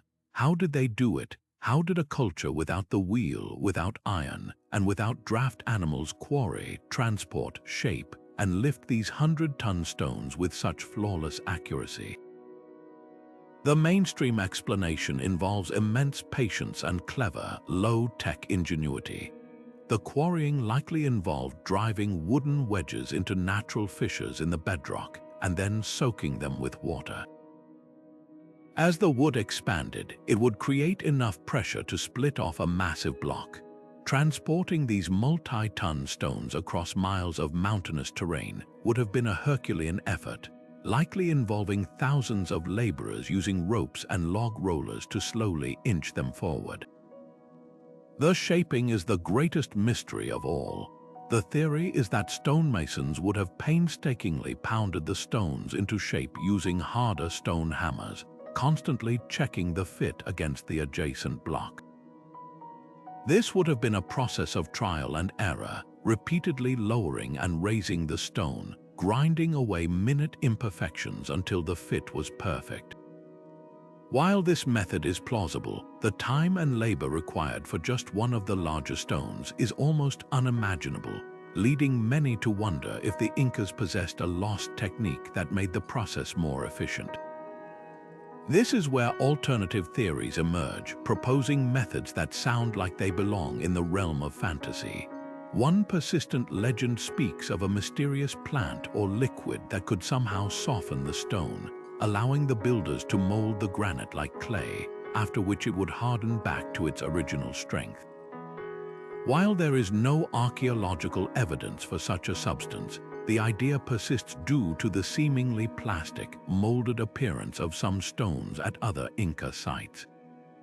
Another, even more speculative theory involves the use of advanced acoustic levitation. Proponents of this idea suggest that the Inca priests or engineers had mastered the science of sound, using specific frequencies and chants to literally make the massive stones weightless, allowing small teams to maneuver them effortlessly into place. While there is no direct evidence to support this, the concept taps into a universal human fascination with lost, almost magical knowledge. The true answer likely lies somewhere in the middle, a testament to a lost school of practical engineering that was far more advanced than we typically credit. The Inca were master organizers and planners.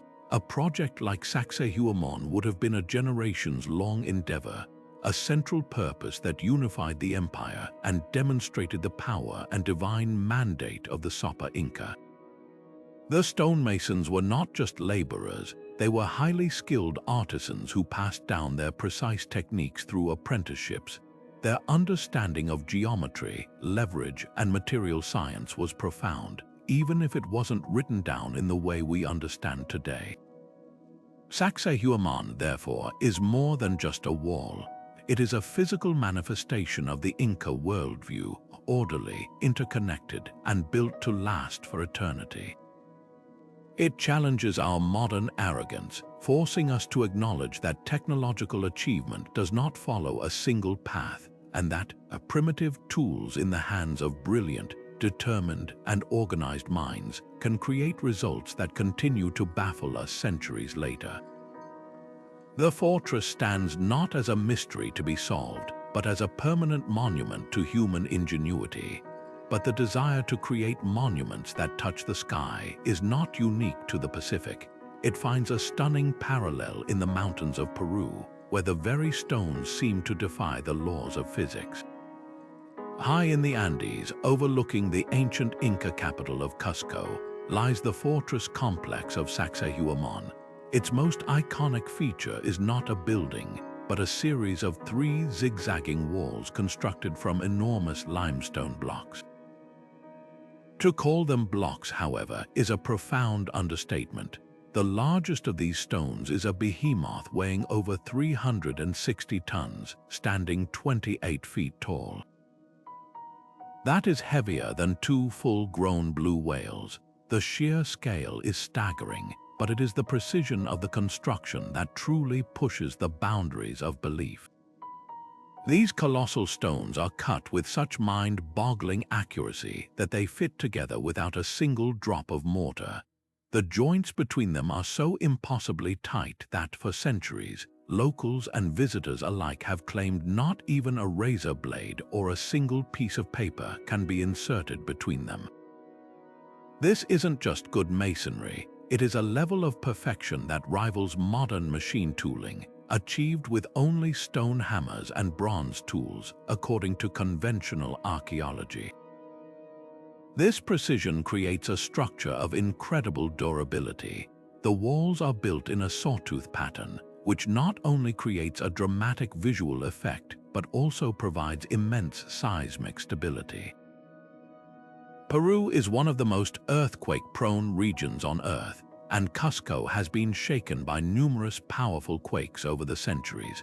While Spanish colonial buildings in the city below have repeatedly crumbled, the Inca walls of Sacsayhuamán have stood utterly unmoved, their interlocking stones simply shifting slightly during a tremor before settling perfectly back into place. This earthquake-resistant design demonstrates a sophisticated understanding of engineering and geology that seems almost prescient.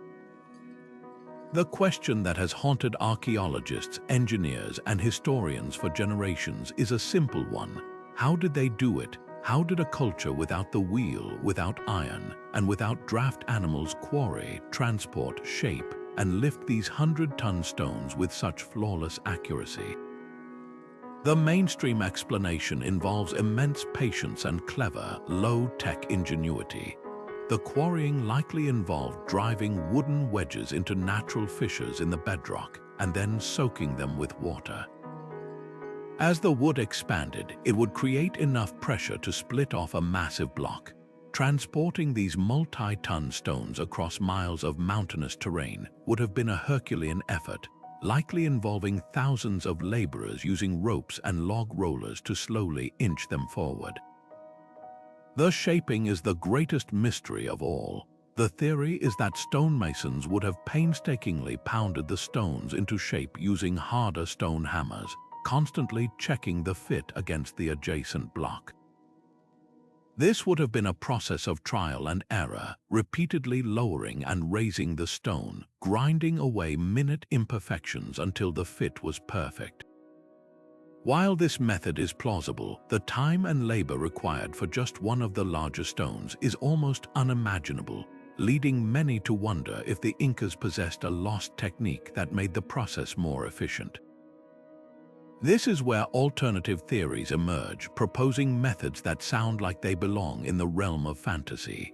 One persistent legend speaks of a mysterious plant or liquid that could somehow soften the stone, allowing the builders to mold the granite like clay, after which it would harden back to its original strength. While there is no archaeological evidence for such a substance, the idea persists due to the seemingly plastic, molded appearance of some stones at other Inca sites.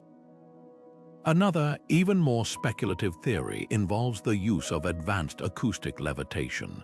Proponents of this idea suggest that the Inca priests or engineers had mastered the science of sound, using specific frequencies and chants to literally make the massive stones weightless, allowing small teams to maneuver them effortlessly into place.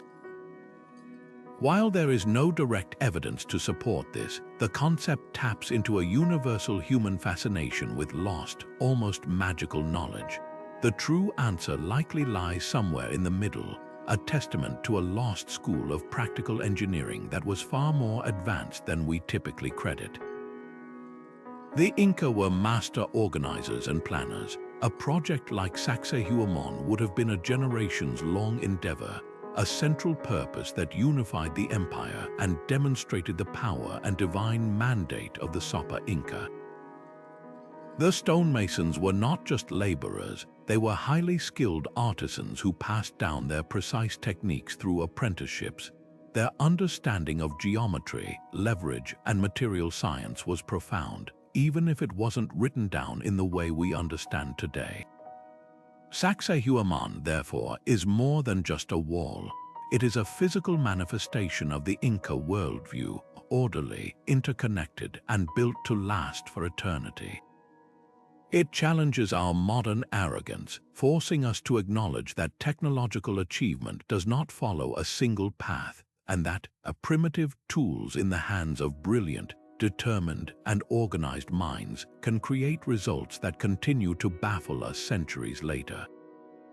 The fortress stands not as a mystery to be solved, but as a permanent monument to human ingenuity. While the walls of Sacsayhuamán represent a concentrated, monumental effort of a vast empire, another ancient site presents a mystery of a completely different kind, one not of dense, interconnected masonry, but of vast, open space and seemingly endless repetition. On the windswept coast of Brittany in northwestern France, the landscape is dominated by a sight that is both awe-inspiring and deeply perplexing: the Karnak stones.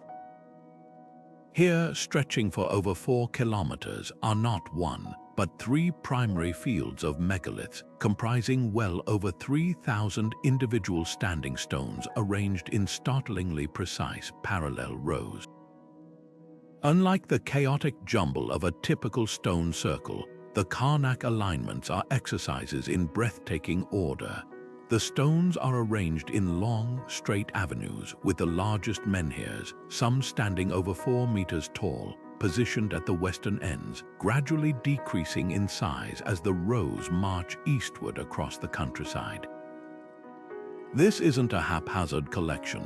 It is a deliberate, planned, and meticulously executed project on a scale that is almost difficult to comprehend, especially when you consider its age. These stones were erected by a Neolithic culture that flourished over 6,500 years ago, beginning around 4,500 BCE, making them far older than Stonehenge, older than the Great Pyramids, and contemporaneous with the very first cities of Mesopotamia. The sheer logistics of creating the Karnak alignments boggle the mind and speak to a society of remarkable sophistication and organizational skill.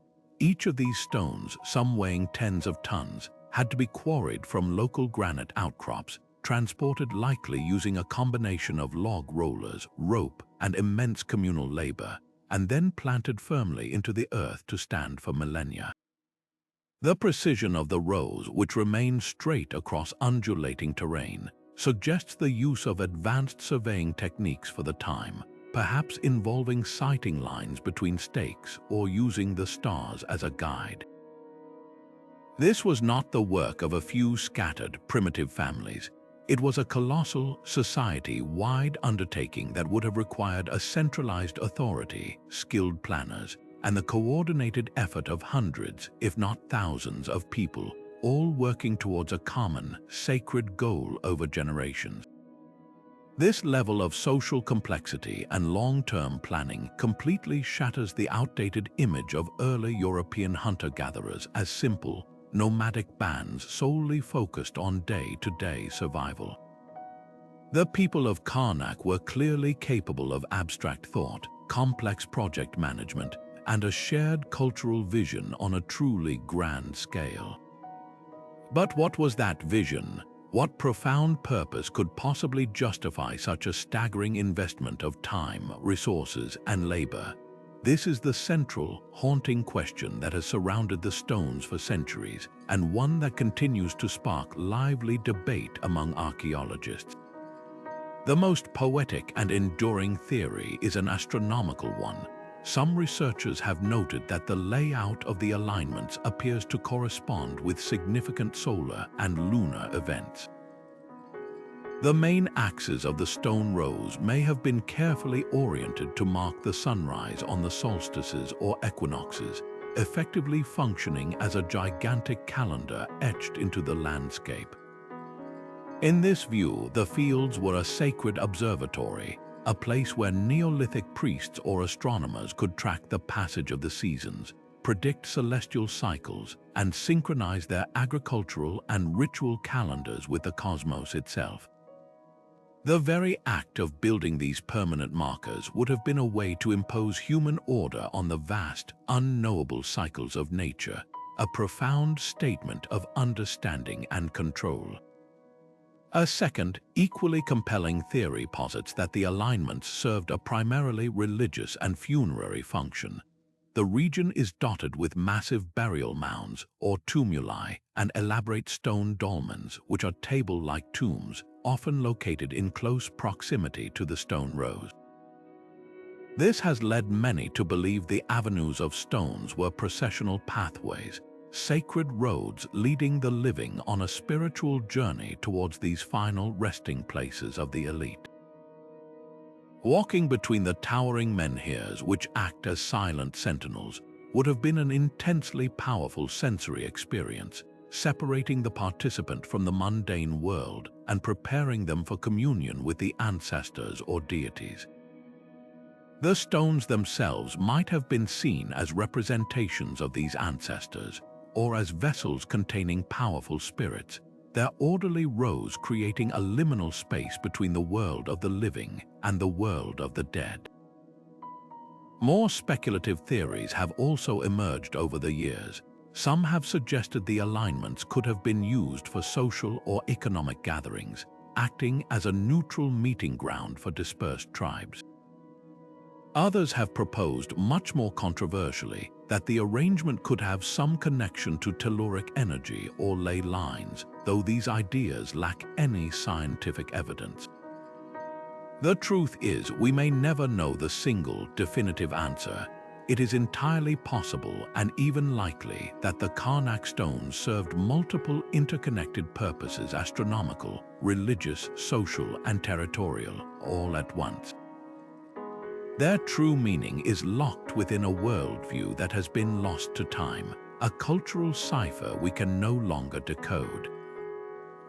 They stand today not as a ruin, but as a permanent question mark on the landscape, a silent and majestic challenge to our modern assumptions about the past, reminding us that the drive to create meaning, to build monuments, and to reach for the stars is a fundamental part of the human story, one that began not with empires, but with determined communities and their countless stones.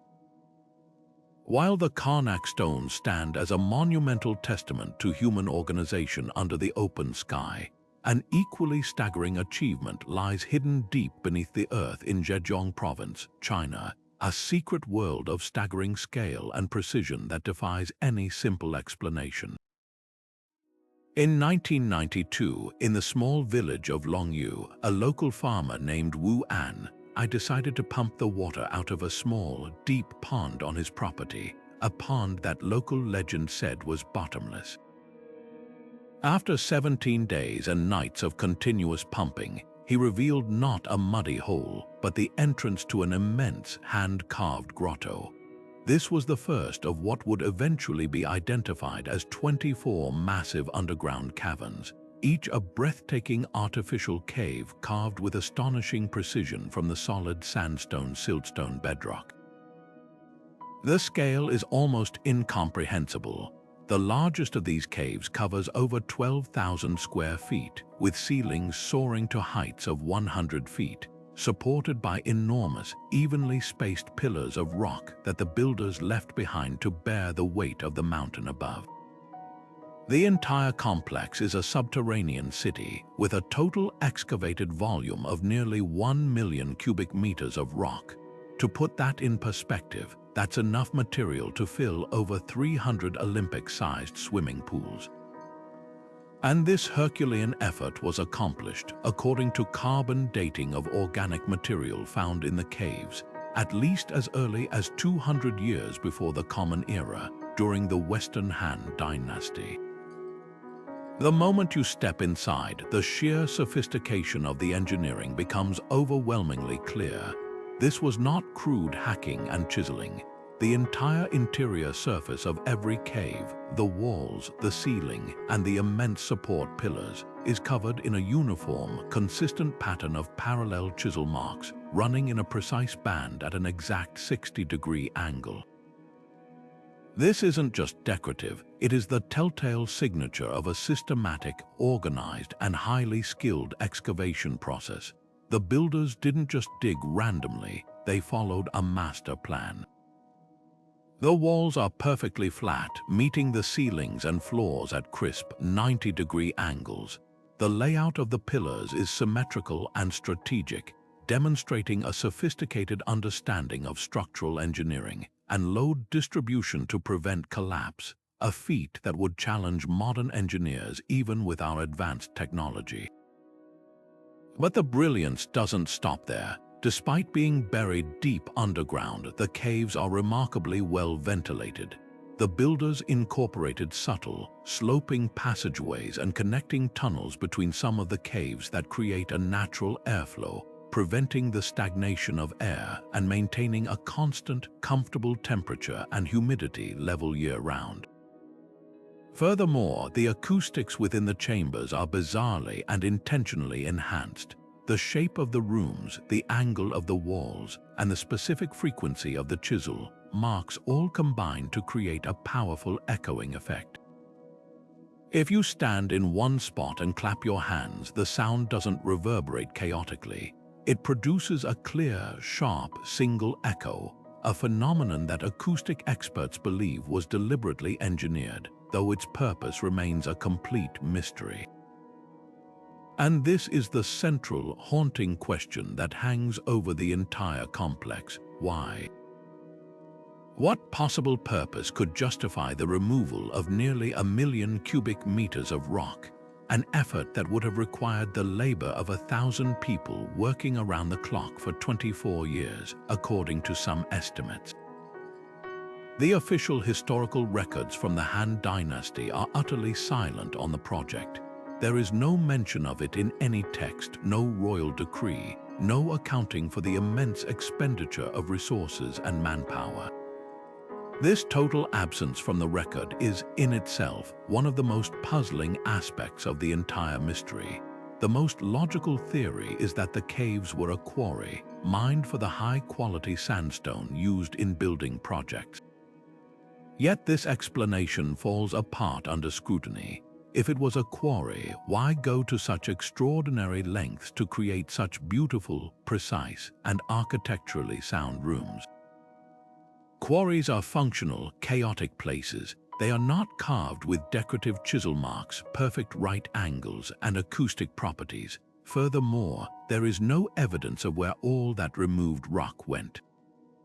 1,000,000 cubic meters of stone would have built an entire city, yet no nearby structures from that era correspond to that volume of material. Other theories have proposed the caves were a secret imperial tomb complex, a hidden garrison for troops, or a sacred religious site. But no artifacts, no burial goods, no weapons, and no inscriptions have ever been found within them. They were swept utterly clean, leaving behind only the majestic, empty halls and their silent, precise craftsmanship. The Longyu Caves force a dramatic reevaluation of ancient Chinese technology and social organization. This was not a project that could be accomplished by a handful of villagers in their spare time. It required a massive, centralized authority with the power to conscript and organize a vast workforce of highly skilled laborers, stonemasons, engineers, and architects. It required advanced planning, surveying skills to ensure the caves didn't intersect or collapse, and a sophisticated system of logistics to feed, house, and manage the workers for what must have been generations. This level of complexity suggests a society with a bureaucratic and organizational prowess that historians never attributed to this region during the Han Dynasty. The caves stand as a ghost of a project, a testament to a lost chapter of ambition and ingenuity whose ultimate goal was so important or so secret that its purpose was never written down and has been completely erased from memory, leaving behind only the overwhelming, silent grandeur of the empty halls, a monument to a mystery that may never be solved.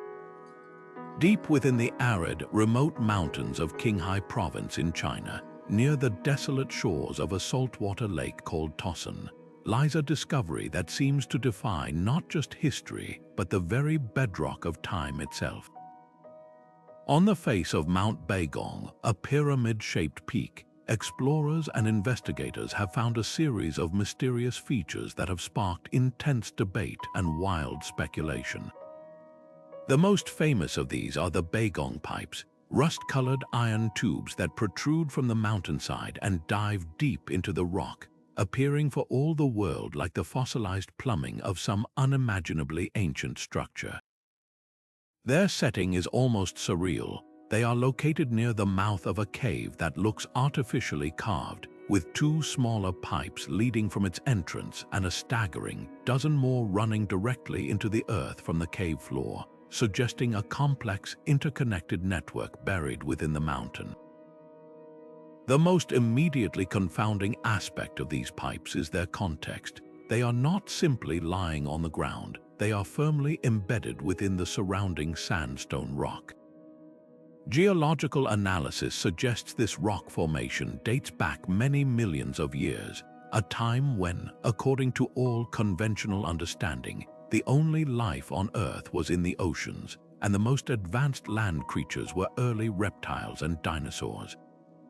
The very presence of manufactured iron pipes in such ancient strata presents an impossible scenario, a direct challenge to our established timelines of both natural history and human technological development.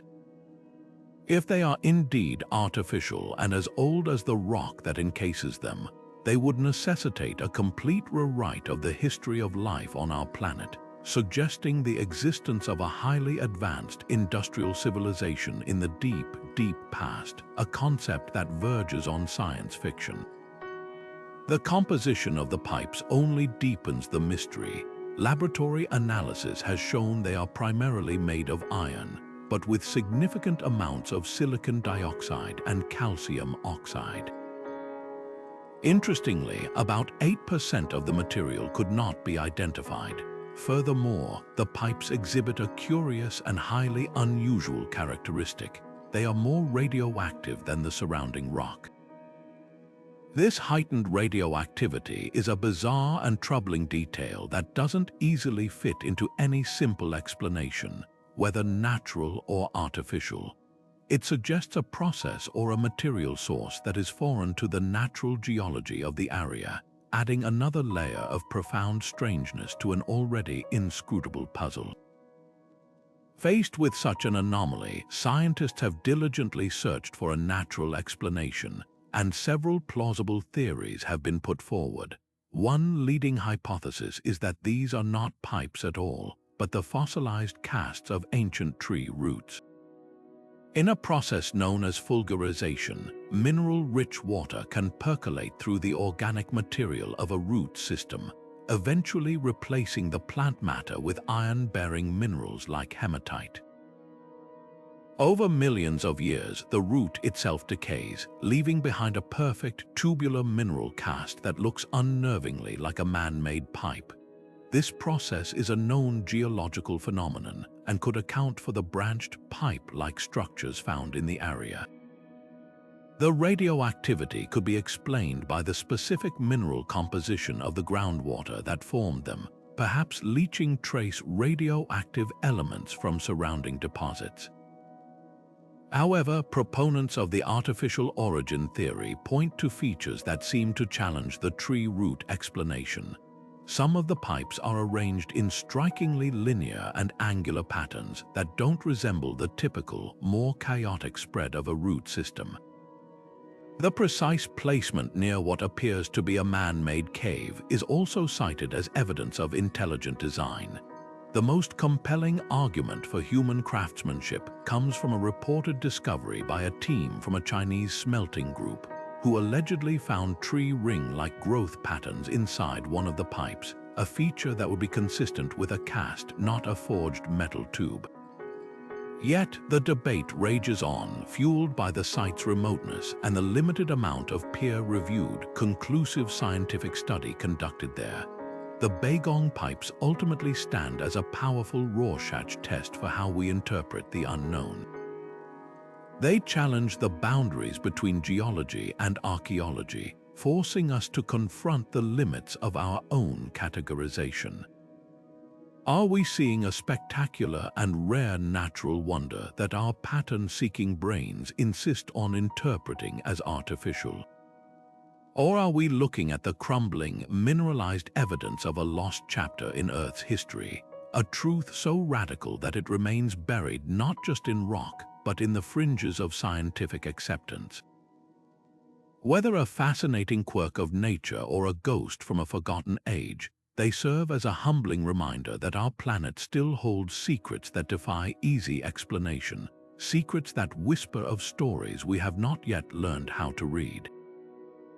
But what if the secrets of these ancient sites are not locked away in inscriptions or artifacts we can simply hold, but are instead imprinted on the very fabric of the locations themselves, a kind of environmental memory waiting for the right conditions to replay?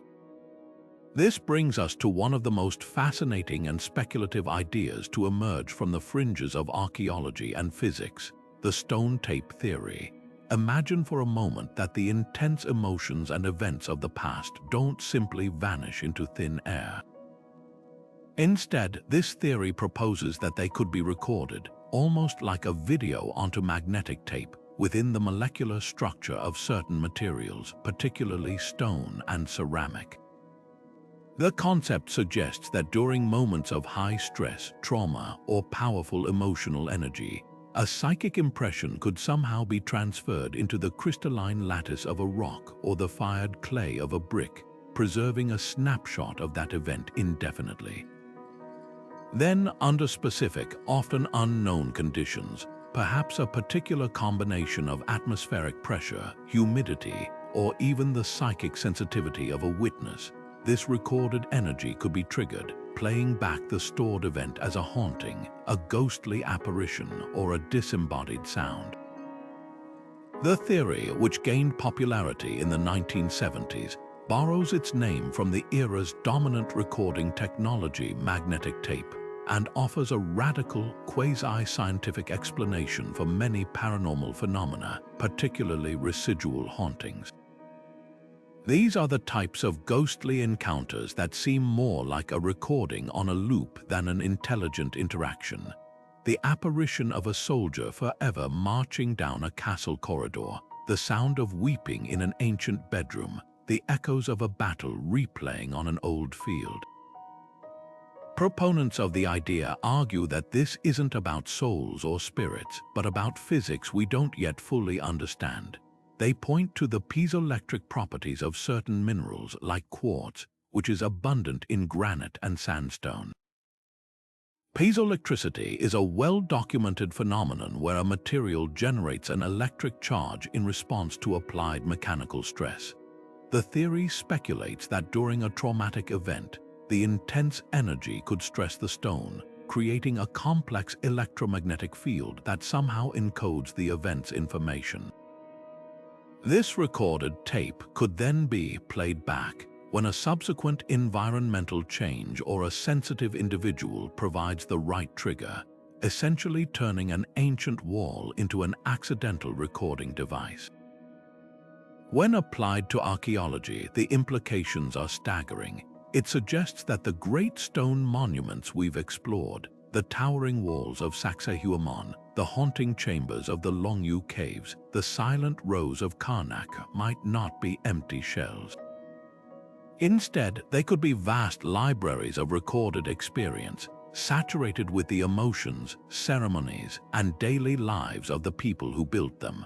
The precise, repetitive chisel marks covering the walls of the Chinese caves or the towering, closely fitted stones of Inca forts would have a completely new purpose, not just structural or decorative, but as a perfect medium for storing information.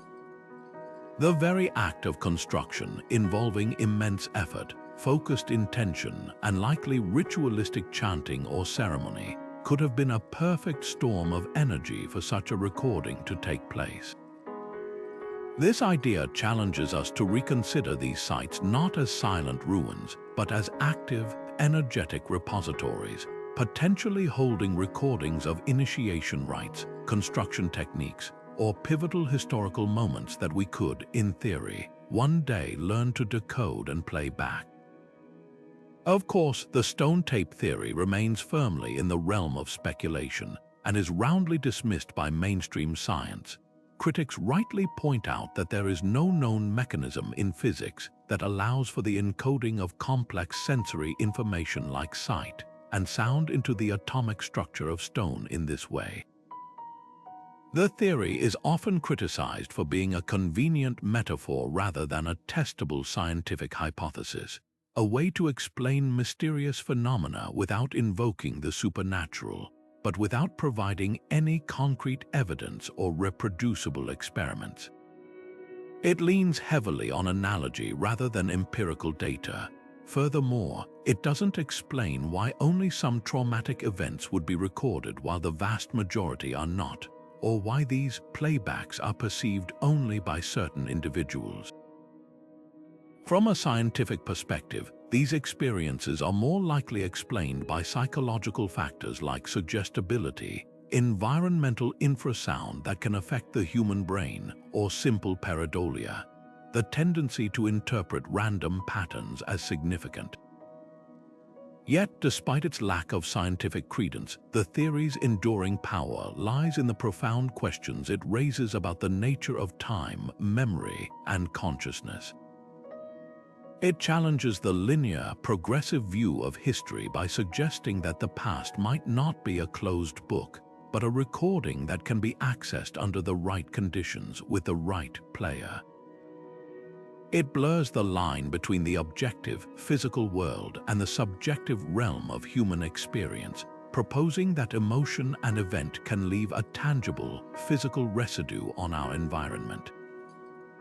Whether a literal truth or a powerful modern myth, the stone tape theory reframes our relationship with ancient places.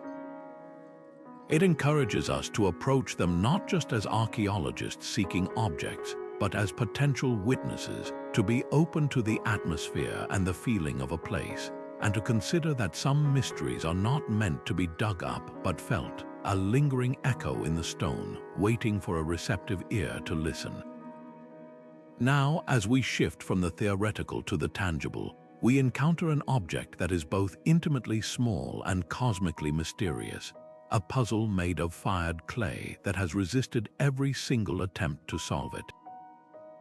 In the summer of 1908, Italian archaeologist Luigi Pernia was excavating the ruins of the Minoan palace of Phaistos on the island of Crete.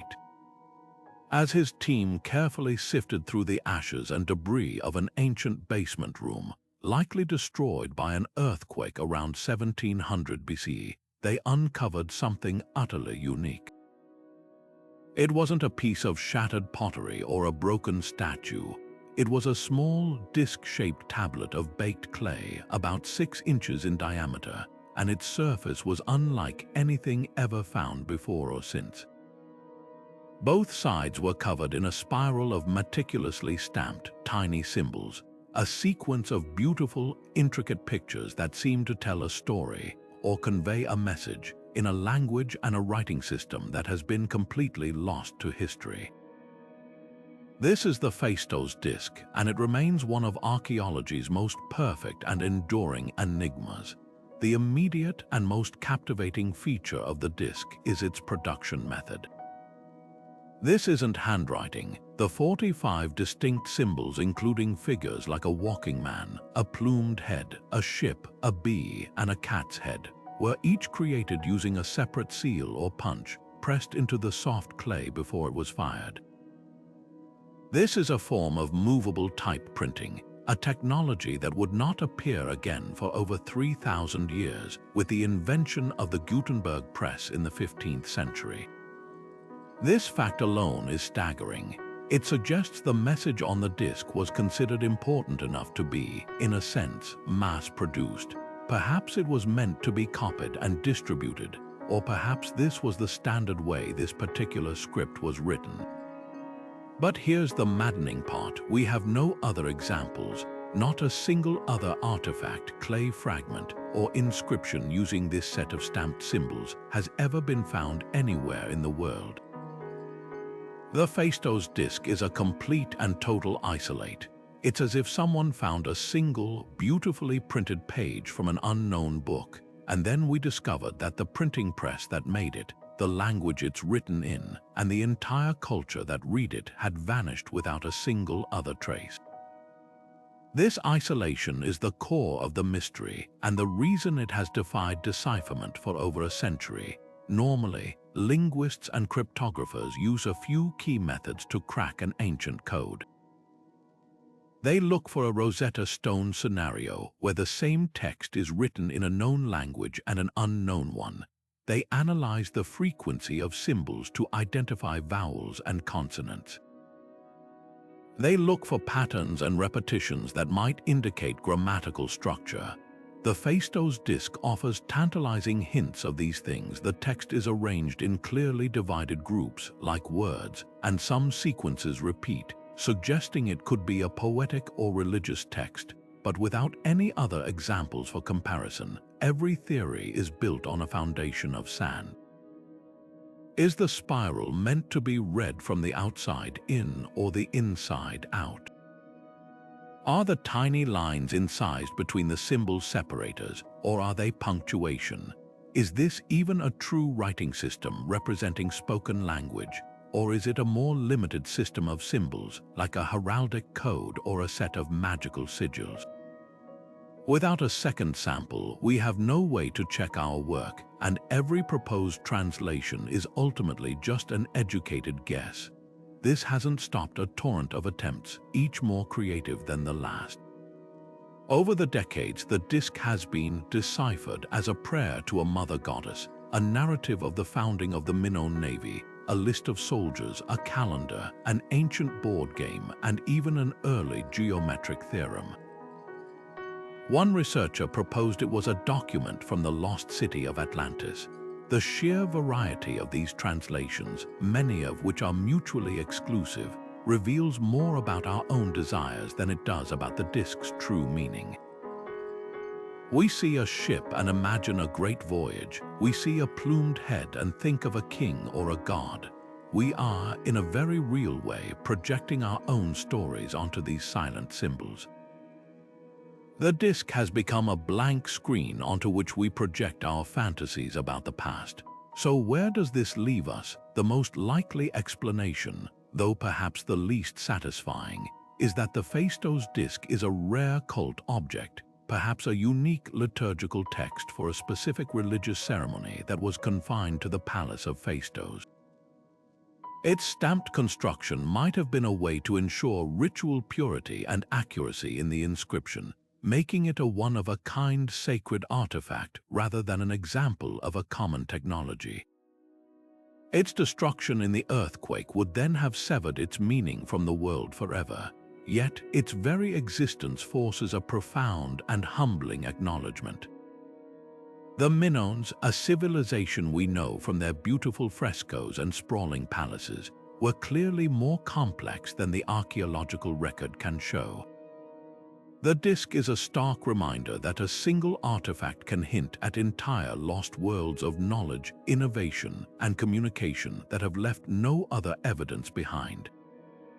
It stands as a permanent testament to the vast, silent gaps in our understanding, a message from the past that was never meant for us, its meaning locked away in a room to which we have lost the key.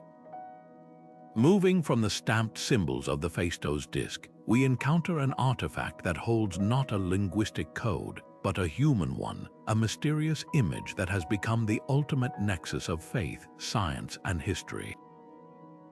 Housed in the Cathedral of St. John the Baptist in Turin, Italy, the shroud is a 14-foot-long length of linen cloth, yellowed with age. Its surface bears the faint, straw-colored imprint of a naked man, front and back, who appears to have been brutally tortured and crucified. The image shows all the wounds described in the biblical accounts of the crucifixion of Jesus Christ: scourge marks across the back and legs, puncture wounds on the head consistent with a crown of thorns, a lance wound in the side, and most notably, bloody wounds at the wrists and feet. For millions of believers, this is not merely a representation. It is the actual burial shroud of Christ, a sacred relic that miraculously captured his image at the moment of his resurrection, a divine photograph of the most pivotal event in Christian theology. The visceral power of the image is undeniable. In the late 19th century, an Italian photographer named Secondo Pia took the first official photographs of the shroud, and in a moment that would forever change its history, he made a startling discovery. The image on the negative plate of his camera was not a negative at all, but a startlingly clear and detailed positive image. This revealed that the imprint on the shroud itself is, in effect, a perfect photographic negative, centuries before the invention of photography. This means the light and dark values on the cloth are reversed, creating a faint, ghostly image to the naked eye that transforms into a crisp, three-dimensional likeness when viewed as a negative. This detail fascinated scientists as it suggested a burst of radiant energy rather than any known artistic technique was responsible for its creation. Studies using advanced VP8 image analyzer systems in the 1970s further concluded that the image contains encoded three-dimensional information, something no painting or contact stain could possibly possess. The intensity of the image corresponds perfectly to the distance the cloth would have been from the body it covered, as if it were a perfect energy projection onto the linen. The desire for scientific clarity led to a pivotal moment in 1988. With permission from the Vatican, a small sample from a corner of the shroud was carefully removed and divided among 3 independent laboratories at the University of Oxford, the University of Arizona, and the Swiss Federal Institute of Technology. Using radiocarbon dating, the most trusted method for determining the age of organic materials, all 3 labs arrived at the same conclusion. The flax plants used to make the linen had been harvested between 1260 and 1390. This placed the shroud's origin firmly in the Middle Ages, seemingly closing the case and branding it as an ingenious, if inexplicable, medieval forgery. For many in the scientific community, this was the final word. The shroud was a fascinating artifact of medieval devotion, but it could not be 2,000 years old. Yet the story did not end there. Almost immediately, scholars and researchers began to question the carbon dating results. Critics pointed to the sample site itself, a corner of the cloth that had been handled, mended, and potentially contaminated over centuries. They argued that the sample could have been from a medieval repair patch woven into the original fabric, or that a fire in 1532, which damaged the shroud and left its distinctive watermark patterns, could have introduced carbon contaminants that skewed the results. Some textile experts have even noted that the weaving technique, a 3-to-1 herringbone twill, is consistent with fabrics from the ancient Near East, not just medieval Europe. Furthermore, the forensic evidence embedded in the image continues to defy easy explanation. Pollen grains found on the shroud have been identified as species native to the Jerusalem area. Faint traces of dirt on the feet and nose of the image have been analyzed and found to contain a form of travertine limestone that is specific to tombs in and around Jerusalem. The bloodstains, which have been confirmed to be real human blood, type AB, show a high bilirubin content, consistent with someone who died under extreme torture and stress. This creates an irreconcilable conflict between the hard date from the carbon tests and the mountain of anomalous evidence that suggests a much older, Middle Eastern origin. The shroud, therefore, exists in a state of permanent tension.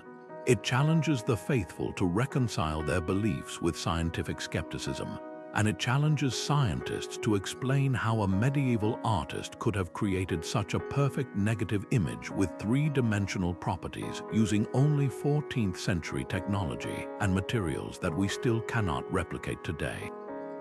It is a Rorschach test for the modern world, an object upon which we project our deepest convictions about the boundaries of the possible.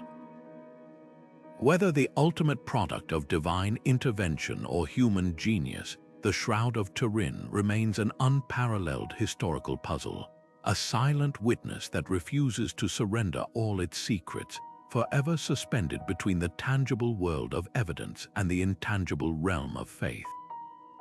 While the Shroud of Turin represents a centuries-old enigma tied to faith and history, a far more modern mystery emerged in the late 20th century, not from an ancient tomb but from a quiet field in rural Georgia. In 1979, a well-dressed, articulate stranger using the pseudonym R.C. Christian walked into the Elberton Granite Finishing Company and presented plans for a monument of staggering scale and peculiar purpose. He claimed to represent a small group of loyal Americans who wished to commission a structure that would serve as a compass, calendar, and clock, but most importantly, as a guide for humanity in a distant future. The result, unveiled in March of 1980, was the Georgia Guidestones, 4 massive granite monoliths, each 16 feet tall and weighing over 42,000 pounds, oriented to track the sun's movement and capped by a heavy square slab. A smaller stone set nearby acted as a kind of cornerstone, explaining the monument's purpose and listing the names of the world's most widely spoken languages.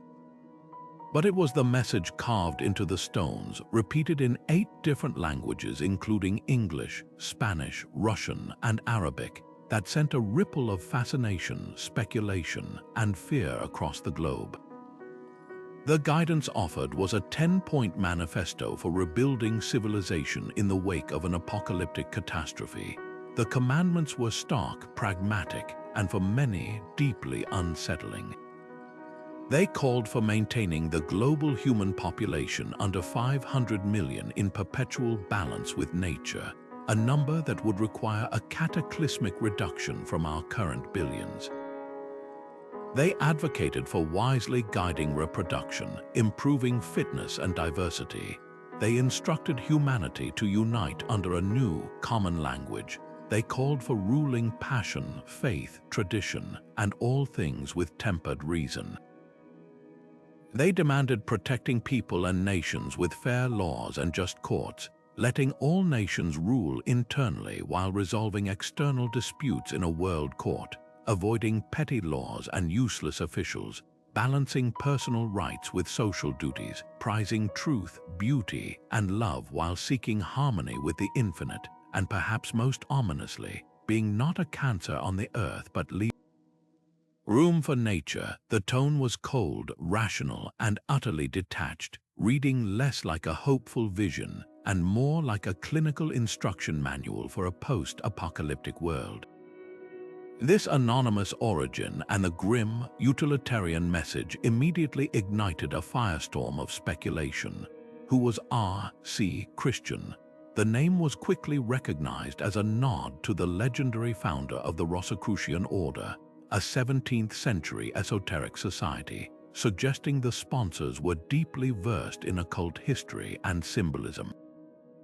The stone's precise astronomical alignments, which marked the solstices, equinoxes, and the North Star, further fueled theories that the sponsors were part of a secret society, perhaps the Rosicrucians themselves, or the Freemasons issuing a veiled manifesto for a new world order.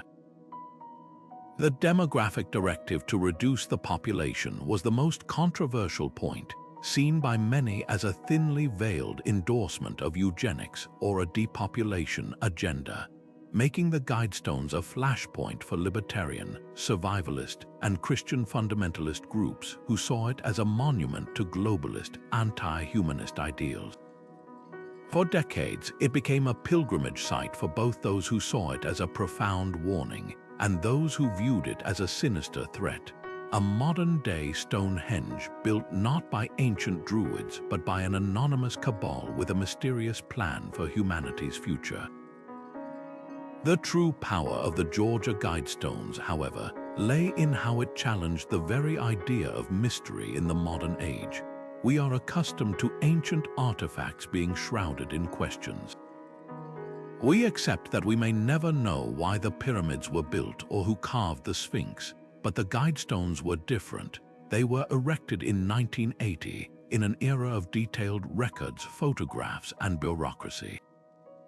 Someone somewhere knew the true identity of R.C. Christian and his patrons. The money for the project, a significant sum, had to come from somewhere. Yet, despite journalistic investigations and endless amateur sleuthing, the veil of anonymity was never conclusively pierced. The monument stood as a defiant anachronism, proof that even in our hyper-connected, information-saturated world, a determined group could still create a profound and lasting public mystery right under our noses. It forced us to confront the fact that secrecy and symbolism are not relics of the past. They are tools that can still be wielded with powerful effect in the present. The story of the Guidestones took a dramatic and violent turn on the morning of July 6, 2022, when a massive explosion severely damaged the structure. Later that day, officials, citing safety concerns, completed the demolition of the entire monument. The act of destruction, later claimed by a group opposing the globalist message, only served to cement the stone's legendary status. Their physical absence has paradoxically amplified their mystery. the anonymous message, intended to guide a far future society, was itself erased by the very currents of ideological conflict it predicted. Today, the empty field in Elberton stands as a different kind of monument, a testament to the enduring power of enigmatic ideas, and the fact that in an age of answers, the most compelling questions can still be carved in stone, and their meaning can be just as fragile as the granite that held them.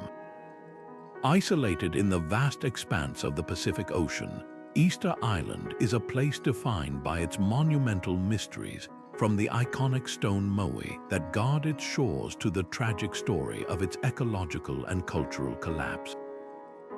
But perhaps the most tantalizing and intimate of its secrets is not carved in giant stone faces, but inscribed on a handful of weathered wooden tablets.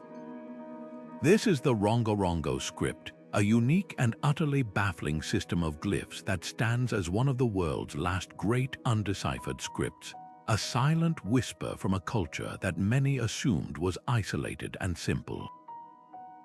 The story of its discovery is itself a tale of lost opportunity and tragedy. In 1864, a Catholic missionary named Eugene Iraud arrived on the island, which had been devastated by slave raids, disease, and internal strife just a few years earlier. In his first report, he made a passing mention of something extraordinary. In nearly every house, he noted, there were wooden tablets covered in all sorts of hieroglyphic characters. But just a few years later, when other missionaries and explorers went looking for them, almost all were gone. The few that remained were treasured relics, hidden away by the few surviving islanders who still remembered their significance. The script, it seemed, had been the exclusive domain of a special class of learned men, the Maori Rongorongo, or experts in recitation. These were the wise men, the priests, the keepers of history and genealogy. Tragically, this entire intellectual class had been wiped out by the Peruvian slave raids and the smallpox that followed. The key to the language was lost within a single generation, leaving behind only the beautiful, enigmatic tablets themselves. And what tablets they are, carved primarily on wood from the native Toromiro tree, the glyphs are a captivating mix of recognizable and abstract forms. You can see frigate birds, fish, palm trees, and human figures in various postures, all interlocked in a fluid, artistic flow. The characters are not simply arranged in rows or columns. They are written in a unique system called reverse baustrophedon. This means the scribe would start at the bottom left corner of the tablet, write a line from left to right. Then at the end of that line, they would physically rotate the entire tablet 180 degrees to read the next line, which is now also written left to right from the new perspective. It's a complex, almost musical way of writing, and it suggests the text was meant to be chanted or recited in a specific, rhythmic pattern. The central, agonizing question for linguists is, what are we looking at? Is Rongorongo a true, full-fledged writing system, capable of recording any spoken thought like Mayan glyphs or Egyptian hieroglyphs? Or is it a more limited form of proto-writing, something akin to a sophisticated mnemonic device? A trained Maori might have looked at a sequence of glyphs, a bird, a fish, a dancing figure, and used them as prompts to recite a memorized chant, a genealogy, or a creation myth. The glyphs themselves wouldn't contain every word, but would instead trigger the recitation of a much longer, orally preserved text. This would explain why no one has been able to find a consistent phonetic value for the symbols. They may not represent sounds at all, but ideas, concepts, or story elements. The implications of this script are profound for our understanding of Pacific Island cultures. For a long time, the prevailing view was that Polynesian societies were oral cultures, passing down their histories through chants and songs alone.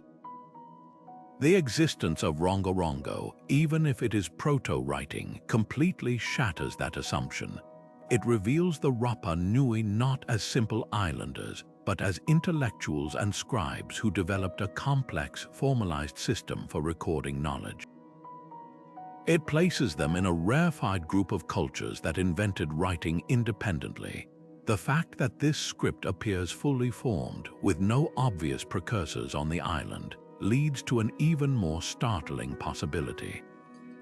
Could the concept of writing have been brought to Easter Island from elsewhere in Polynesia, perhaps from the Marquesas or the Mangavan Islands, where it has since been lost? Or, as some have daringly suggested, does it point to a much older, shared cultural heritage across the Pacific that has since vanished beneath the waves of time? The silence of the Rongorongo tablets is a powerful reminder that the history of human innovation is filled with dead ends and lost chapters, and that even on the most remote island on Earth, the human mind reached for the stars and sought to make its mark permanent. Deep within the lush, rolling highlands of northeastern Laos lies a landscape that feels both serene and deeply enigmatic. Scattered across dozens of sites, nestled in grasslands and tucked beneath forest canopies, are thousands of massive stone jars. These are not delicate pottery vessels, but immense hand-carved containers hewn from solid rock, sandstone, granite, and conglomerate, some standing as tall as 10 feet and weighing several tons. Their forms are simple yet powerful. Most are cylindrical, with some flaring outward at the rim or base, and many are partially buried in the earth, as if they have grown from the very soil they rest upon. Carbon dating of archaeological materials found with them places their creation and used squarely within the Iron Age, around 2,500 years ago, a time when this part of Southeast Asia was a patchwork of emerging cultures about which we know astonishingly little. The sheer number of these jars is what first strikes you, over 2,000 across more than 90 known sites, with the largest field containing nearly 400 individual vessels. This isn't a casual undertaking. It represents a colossal, coordinated effort that must have been central to the identity and beliefs of the people who made them. The central, haunting question that has puzzled archaeologists since the sites were first seriously studied in the 1930s is a simple one: what were they for? The most widely accepted theory, supported by evidence uncovered in excavations, is that they served as funeral urns or part of an elaborate burial practice. Researchers have found human remains, including bone fragments and teeth, buried in and around the jars at some sites, along with a variety of grave goods such as colorful glass beads, ceramic pots, and iron tools. This suggests a complex funerary ritual, one that may have involved a form of excarnation where the bodies of the deceased were first placed inside the jars to decompose, perhaps exposed to the elements before the remains were later gathered for a secondary burial elsewhere. The jars in this scenario were not the final resting place, but a sacred transitional space between the world of the living and the realm of the ancestors. Their immense size and weight would have made them permanent fixtures in the landscape, turning the entire plain into a vast, open-air cemetery, a perpetual memorial to the community's dead. Yet, this funerary explanation is not the only possibility, and the mystery deepens when we consider the jars' incredible diversity in size and their wide distribution across the rugged terrain. Some researchers have proposed they were used for more practical, domestic purposes, such as storing rainwater or fermenting vast quantities of food and drink, perhaps for large seasonal festivals or trade. The region experiences a distinct monsoon season followed by a dry period, and having a reliable water storage system could have been crucial for survival and for supporting travel and trade routes. Another theory suggests they were used to produce and store lao hai, or fermented rice beer, a traditional beverage still important in local ceremonies today. Brewing on a scale that would require such massive containers would imply the ability to host enormous communal gatherings, pointing to a highly social and organized society with complex seasonal rhythms and rituals. The truth is, the jars may not have had a single purpose. Their use could have evolved over centuries, serving a practical storage function in life before being repurposed for funerary rites in death, their meaning transforming with the generations.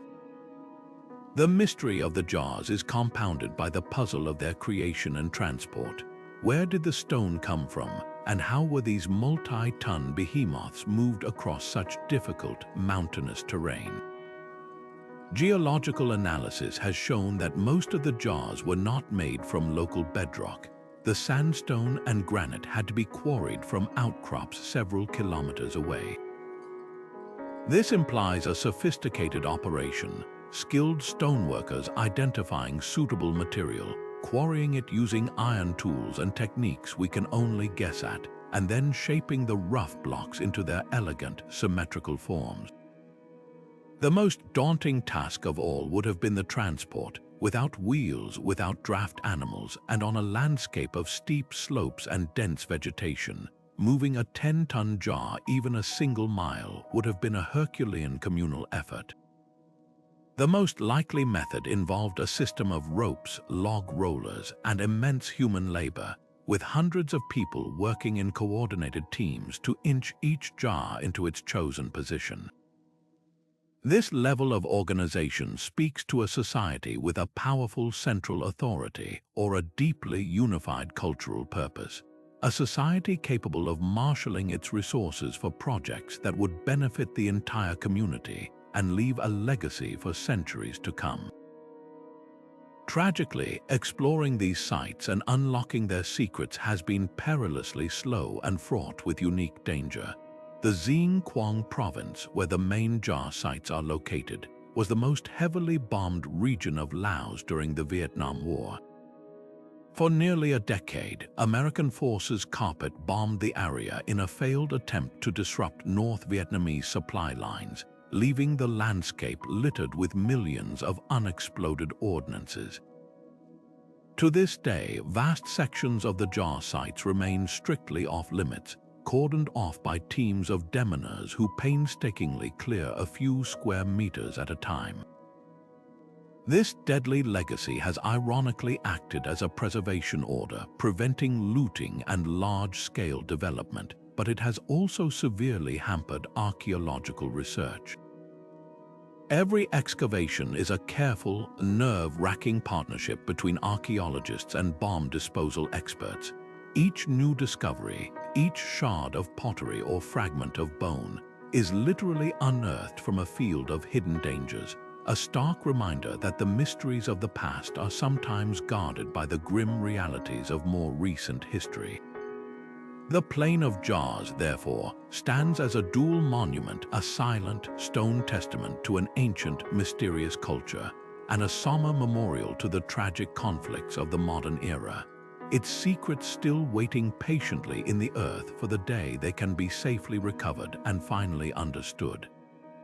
While the Plain of Jars in Laos presents a mystery of purpose and scale, a discovery in the heart of the Balkans suggests a far more intimate and cerebral revolution, one that could rewrite the entire story of a fundamental human achievement, the invention of writing.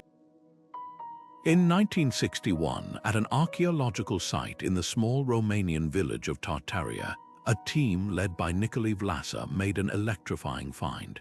While excavating a burial pit, they uncovered 3 small, fired clay tablets, 2 of them rectangular and 1 round, along with the cremated remains of an adult. The tablets themselves were unassuming in size, but their surfaces were marked with something that sent a shockwave through the archaeological world, a series of deeply incised, abstract symbols. There were lines, circles, and what appeared to be a rudimentary goat or bull, all arranged in what looked like deliberate groupings. This alone would have been a significant discovery, but it was the context that made it truly earth-shattering. The burial was part of the Vinča culture, a Neolithic society that flourished in the Balkans, and the site was radiocarbon dated to approximately 5,300 years before the Common Era. This date is the catalyst for the entire controversy, as it places these inscribed tablets over 1,000 years before the earliest known writing systems, the Sumerian cuneiform in Mesopotamia and the Egyptian hieroglyphs. The implications of this are staggering. The conventional historical narrative places the birth of writing in the Great River Valley civilizations of the Near East around 3,300 BCE, linking its development directly to the administrative needs of complex, urban societies for record-keeping, trade, and royal propaganda. The Tartaria tablets, if accepted as a true script, completely append this tidy story. They suggest that the spark of symbolic communication, the leap from representing ideas with pictures to representing language with abstract signs, may have first ignited not in a sprawling metropolis, but in a seemingly modest Neolithic farming village in southeastern Europe. This wouldn't just change a date on a timeline, it would fundamentally challenge our understanding of why writing was invented in the first place. Perhaps it wasn't solely a tool for bureaucracy and power, but emerged from a deeper, more universal human need for religious expression, for recording ancestral knowledge, or for marking ownership in a communal society on the cusp of complexity. The tablets force us to consider that the genius of encoding speech into symbols could have been discovered independently in multiple places, and that the version that eventually spread across the world was simply the one that survived, while others, like the Vincha symbols, were lost to time.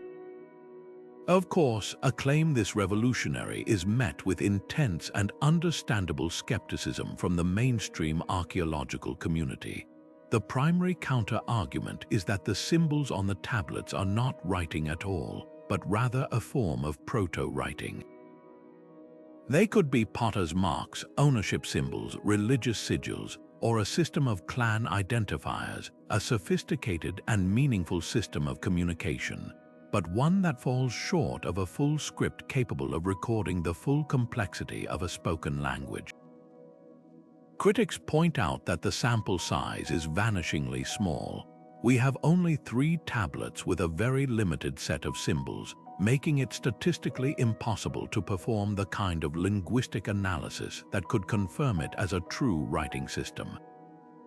There are no long texts, no repetitive phrases, no Rosetta Stone to provide a key for decipherment. Furthermore, some researchers have questioned the dating of the tablets themselves, noting that they were found in a pit that contained artifacts from multiple time periods, raising the possibility that they could be intrusive objects from a much later date, though the original excavator stood firmly by the association with the Neolithic burial. The debate is further complicated by the discovery of similar symbols, now known as the Vincha symbols, on other artifacts across the Balkans, from spindle whorls and figurines to pottery fragments. This wider corpus includes hundreds of signs, but they are almost always isolated, appearing alone or in very short groups of 2 or 3. This pattern strongly supports the proto-writing hypothesis. They look like maker's marks or ritual symbols rather than components of a written sentence or ledger. The Tartaria tablets are the dramatic exception, with their symbols arranged in neat rows and groupings that feel intentionally sequential, more like a text waiting to be read than a random collection of signs. This unique characteristic is what keeps the debate alive and fuels the imagination of those who believe in their profound significance. Ultimately, the true power of the Tartaria tablets lies not in proving a definitive origin point for writing, but in the profound questions they force us to ask about the nature of human innovation. They challenge the linear, diffusionist model of progress where all great ideas flow from the so-called cradles of civilization out to the primitive periphery. Instead, they suggest a world flickering with multiple, simultaneous experiments in complexity. The Vincha culture, with its large settlements, sophisticated metallurgy, and far-reaching trade networks, was clearly capable of the abstract thought required for such a system. The tablets stand as a tantalizing possibility, a ghost of a path not taken. They remind us that history is not a single, grand narrative but a mosaic of forgotten experiments, and that the seeds of our greatest inventions may have been sown in many soils, only for most to wither away, leaving behind nothing but cryptic fragments for us to ponder, silent witnesses to a lost world of thought. Just off the southern coast of Japan's westernmost island, Yonaguni, lies one of the most contentious and visually stunning underwater discoveries of the modern era. In 1986, a local diver seeking to observe hammerhead sharks was confronted by a sight that defied all expectation. A massive, monolithic structure rising from the seabed, its sheer cliffs and startlingly perfect right angles appearing not as a random act of geology, but as the ruins of a vast sunken city. This is the Yonaguni Monument, a sprawling complex of terraces, steps, platforms, and what appear to be wide streets and grand staircases, all resting under about 80 feet of ocean. The main structure is enormous, measuring nearly 500 feet long, 130 feet wide, and rising 90 feet from the seafloor. Its most iconic feature is a dramatic, clean-edged terrace that looks like a giant staircase leading to a flat-topped summit. The immediate and overwhelming impression is that you are looking at a man-made pyramid, a ziggurat carved directly from the living rock, a sacred structure that would be right at home in the ancient landscapes of Mesopotamia or Mesoamerica. But for one impossible detail, it is submerged, a ghost of a continent lost beneath the waves. The central, fiery debate that has raged since its discovery pits two fundamentally different worldviews against each other. On one side are the proponents of a human origin, led by the flamboyant and dedicated researcher Professor Masaki Kimura, a marine geologist from the University of the Ryukyus who has spent decades studying the site. Kimura and his team point to a long list of features that scream of intelligent design. They highlight the two perfectly parallel, 3-foot-tall pillars that stand next to the main structure. They point to the precisely carved archways and the narrow, straight tunnels that run through the rock. They note the star-shaped pool and the round, 2-meter-wide holes that look like they were drilled for some unknown purpose. Perhaps most compelling are the intricate carvings that resemble animals, including a formation that looks strikingly like a massive, crude human face, similar to the Moai of Easter Island, and another that resembles a tortoise. For Kimura, this is not just one building. It's the core of a vast, sunken city, perhaps the mythical lost civilization of Mu or Lemuria, swallowed by the sea in a cataclysmic event over 10,000 years ago, a time when this area was last above water. On the other side of the debate are the geologists who offer a powerful and elegant natural explanation. Their champion is the late Robert Schoch, a geologist from Boston University who famously also challenged the dating of the Great Sphinx. After diving at Yonaguni, Schoch agreed the formations are breathtaking, but he argued they are a spectacular example of natural sandstone weathering. The rock at Yonaguni is sandstone, which has a tendency to fracture along straight planes and break off in clean, 90-degree angles due to its well-defined horizontal and vertical bedding. The powerful currents in the area act like a constant sandblaster, eroding the softer rock and leaving behind the harder, more angular features. The stairs are simply these parallel bedding planes weathering at different rates. The carved channels are where natural fissures have been widened by erosion. The tools that shaped it were not chisels, but the relentless, patient forces of tectonics and hydrology. Schoch and other skeptics don't deny that the site looks artificial. They simply argue that nature is a capable sculptor, capable of creating breathtaking illusions of design through entirely random processes. This clash is not merely academic, its implications are tectonic in scale. If the Yonaguni monument is indeed human-made, it forces a complete rewrite of human history in the Pacific. Conventional archaeology tells us that around 10,000 years ago, at the end of the last ice age, humans were primitive hunter-gatherers, just beginning to experiment with basic agriculture.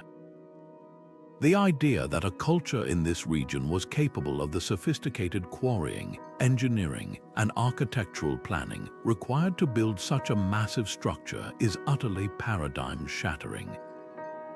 It would imply a level of social organization, mathematical understanding, and seafaring technology that we simply do not attribute to that era. Furthermore, the monument's current depth indicates it was built when sea levels were much lower, meaning it stood on dry land. Its submergence charts a dramatic rise in ocean levels, a process that would have been catastrophic and slow, perhaps giving rise to ancient flood myths that persist in cultures around the world. This wouldn't just be a sunken city, it would be physical proof of a lost epoch of human achievement, a civilization that flourished and then vanished beneath the rising tides, its memory preserved only in legend. Ultimately, the Yonaguni monument may never offer a definitive answer, and perhaps that is its greatest power. It exists in a tantalizing gray zone between known science and tantalizing possibility. It challenges our certainty about the past and forces a humility upon us. Whether a masterpiece of natural geology or the ruins of a forgotten world, it stands as a permanent, silent question on the seafloor, a reminder that our planet still holds profound secrets and that the story of humanity may be far older, deeper, and more mysterious than our history books have ever dared to suggest. But the search for lost civilizations and hidden histories is not confined to the world's oceans. Sometimes, the most contentious battles are fought not over sunken cities, but over the very hills that have stood in plain sight for millennia. In the heart of Bosnia and Herzegovina, near the town of Visoko, a dramatic and deeply controversial claim has erupted, challenging the very foundations of archaeological authority and igniting a firestorm of debate that continues to this day. Here, a series of striking pyramid-shaped hills dominate the landscape, most notably the one known as Vysočka Hill. For centuries, they were considered just that: hills, natural geological formations shaped by wind, water, and time. That all changed in 2005, when Bosnian-American entrepreneur and author Semir Osmanagic stood at their base and saw not a product of nature, but the handiwork of an unknown, highly advanced prehistoric culture. He announced to the world that these were not hills at all, but the largest and oldest pyramids ever built on Earth, dating back over 10,000 years. Osmanagic and his team, operating under the banner of the non-profit Archaeological Park, Bosnian Pyramid of the Sun Foundation, have spent nearly 2 decades conducting excavations and promoting their findings. Their evidence is presented as a compelling, multifaceted argument for an artificial origin. They point to the precise geometric shape of the hills, particularly the Bosnian Pyramid of the Sun, which has 4 triangular faces that align almost perfectly with the cardinal directions north, south, east, and west. This kind of precise orientation, they argue, is a hallmark of ancient pyramid construction worldwide and is highly unlikely to occur naturally. Excavations on the hills have unearthed what they describe as massive, man-made stone slabs and blocks, arranged in a conglomerate concrete-like substance, which they claim form the outer casing and terraces of the structures. Perhaps their most publicized claim is the discovery of an extensive network of underground tunnels, such as the Ravni tunnels, which they say connect the pyramids and are lined with meticulously placed dry stone walls and large ceramic megaliths they believe possess mysterious energy properties. For Osmanagic and his supporters, this is not just a single pyramid. It is a vast, sacred complex built by a lost civilization with technology and knowledge that we can scarcely comprehend. A discovery that would completely rewrite the history of human civilization in Europe. The reaction from the mainstream archaeological community was swift, severe, and nearly unanimous in its dismissal. The European Association of Archaeologists issued a formal statement condemning the project, calling it a cruel hoax, and expressing grave concern that it was damaging genuine medieval and Roman archaeological sites located on and around the hills. Professional geologists who have examined the site state unequivocally that the hills are natural formations, a common type of flat-topped ridge known as a flatiron, formed by the natural erosion of sedimentary layers that have been tilted and uplifted by tectonic forces over millions of years. The stone blocks cited as evidence of construction are explained as natural sandstone breccia that fractures into blocky segments due to its composition and the stresses of drying and heating. The concrete is simply the natural conglomerate rock that makes up the hill. The tunnels, while intriguing, are seen by skeptics as likely natural fissures or possibly much later medieval mine shafts that have been modified and enhanced by Osmanagic's team. From this perspective, the Bosnian Pyramid project is a classic case of apophenia, the human tendency to perceive meaningful patterns in random noise, amplified by selective evidence, and a powerful desire to find something extraordinary. This fierce debate transcends a simple argument over rocks and dirt. It strikes at the very heart of how we define, investigate, and validate archaeological discovery. The controversy highlights a fundamental tension between established, institutional science and populist, alternative theories. Mainstream archaeology operates on a principle of peer review, meticulous excavation, and a slow, cautious process of evidence accumulation. The Bosnian Pyramid claim, largely funded through private donations and tourism, and promoted directly to the public through media and popular books, is seen as bypassing this rigorous system, creating its own narrative and its own standards of proof. This creates a frustrating impasse. Mainstream scientists often refuse to engage with the claims, seeing them as not credible, while proponents argue that the establishment is engaged in a closed-minded conspiracy to suppress a revolutionary truth. The debate forces us to ask difficult questions. Who gets to decide what is considered legitimate archaeology? What is the role of academic institutions versus independent researchers? And in an age where information spreads rapidly online, how do we separate rigorous science from compelling storytelling? Ultimately, the story of the Bosnian pyramids is less about the distant past and more about the present-day human psyche.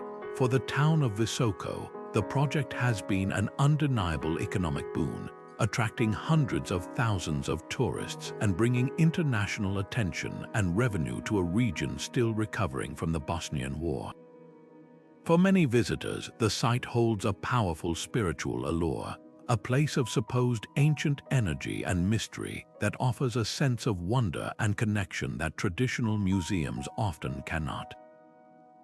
The pyramids have become a symbol of national pride for some Bosnians, a testament to a glorious, imagined past. Whether a genuine archaeological wonder or a magnificent case of mistaken identity, the hills of Visoko have become a permanent monument to our endless fascination with the idea of a lost golden age, and a powerful reminder that the stories we tell about the past are often deeply intertwined with the needs, hopes, and conflicts of the present. Nestled in a quiet park in Newport, Rhode Island, stands a structure that seems both utterly familiar and profoundly out of place. A circular stone tower supported by 8 graceful arches, looking for all the world like a relic from a medieval European village. Officially, its history is well documented. It's known as the Newport Tower, and colonial records refer to it as the Old Stone Mill, built in the mid-1700s by Benedict Arnold, the first colonial governor of Rhode Island and great-grandfather of the infamous traitor. He mentioned it in his will, leaving it to his sons. For generations, that was the accepted story, a quirky, archaic-looking windmill or watchtower from the early colonial era. But a closer look reveals architectural details that simply don't add up, sparking a mystery that has simmered for over 2 centuries and directly challenges the official timeline of who reached the Americas and when. The most immediate red flag for researchers is the tower's sophisticated design and masonry. While 17th century English colonists were certainly capable builders, their work typically reflected the styles and methods they brought with them from home, post-medieval, functional, and often more rectangular in form. The Newport Tower, however, is a masterclass in Romanesque architecture. Its 8 arched columns are a classic feature, but they are not purely decorative. They are load-bearing, a complex engineering principle. The masonry itself is another point of contention. The stonework is described as random rubble, a method where uncut stones of varying sizes are fitted together. While this was used in some colonial buildings, the precision and the specific way the mortar was applied in the tower have been noted by some experts as being more consistent with older European techniques. Furthermore, the tower's alignment is astronomically significant. The windows and archways are positioned to frame specific celestial events, such as the sunrise on the summer solstice and the setting of certain key stars. This level of astronomical integration is something you would expect in a much older, sacred or scholarly European structure, not in a simple farmer's windmill in the New World. Why would a colonial governor go to such extraordinary, anachronistic lengths for a utilitarian building? This dissonance between the tower's design and its official history has fueled alternative theories that are as compelling as they are controversial. The most prominent idea, popularized in the 19th century by Danish antiquarian Carl Christian Raffan, is that the tower is a Norse artifact built by Vikings during their explorations of North America. We know from the sagas and the archaeological site at Elland's Orks Meadows that Vikings led by Leif Erikson reached Newfoundland around the year 1000.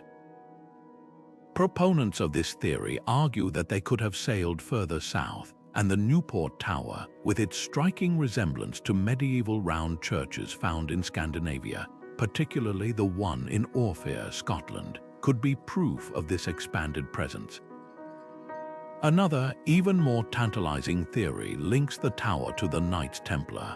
After the order was suppressed in the early 14th century, legends persist that a fleet of Templar ships, laden with their fabled treasure and secret knowledge, escaped persecution and sailed across the Atlantic. Could the tower have been a navigational aid, a chapel, or even a treasury built by these fugitive knights centuries before Columbus? This theory often points to alleged Templar symbols and the octagonal design, which some connect to the Dome of the Rock in Jerusalem, a site intimately connected with the order's history. Unsurprisingly, mainstream archaeology holds firm to the colonial origin theory. They argue that Governor Arnold, a wealthy and educated man, was perfectly capable of commissioning an eccentric and stylish structure inspired by old-world designs. The random rubble construction, they point out, is not unique and is found in other verified colonial buildings. The astronomical alignments, while interesting, could be coincidental. If you have enough windows in a round building, some will inevitably line up with something in the sky. Scientific dating methods have also been employed. Mortar samples from the tower were subjected to radiocarbon dating in the 1990s, and the results consistently pointed to the 17th century, with no evidence of older construction phases. For historians, this is the definitive nail in the coffin. The tower, in their view, is a fascinating example of colonial architecture and ambition, but it is not a pre-Columbian relic. Yet, like all the best historical mysteries, the debate refuses to die completely. Those who challenge the official story point out that the carbon dating only tests the organic material in the mortar, like crushed seashells. If the tower was built centuries earlier and then repaired by colonists in the 1600s using new mortar, the test would only reflect the date of the repair, not the original construction.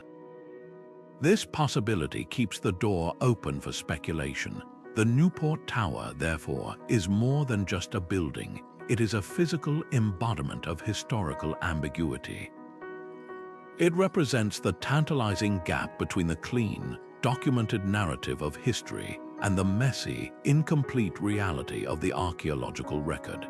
It challenges us to question what we think we know about the age of exploration, reminding us that the story of who discovered America is likely far more complex and interwoven than any textbook has ever captured. It stands not as proof of a single theory, but as a permanent invitation to wonder, a stone question mark in the heart of New England. High on the windswept crest of White Horse Hill in Oxfordshire, England, a figure of breathtaking elegance and mystery has watched over the landscape for 3,000 years. This is the Uffington White Horse, a colossal and stylized equine image not painted on the hill, but masterfully carved into it. Ancient artisans achieved this enduring work of art by cutting deep trenches into the hillside, exposing the brilliant white chalk bedrock beneath the green turf. From the ground, the full form is elusive, a series of graceful grooves and curves, but from the air, the figure resolves into a dynamic, almost abstract representation of a horse in motion. Its long, sweeping back, disjointed limbs, and uniquely beaked head conveying a sense of power and speed that feels startlingly modern. This is no simple child's drawing scaled up. It is a sophisticated glyph, a symbol of profound cultural significance whose meaning has been lost to the centuries, leaving us with a puzzle etched across an acre of English countryside.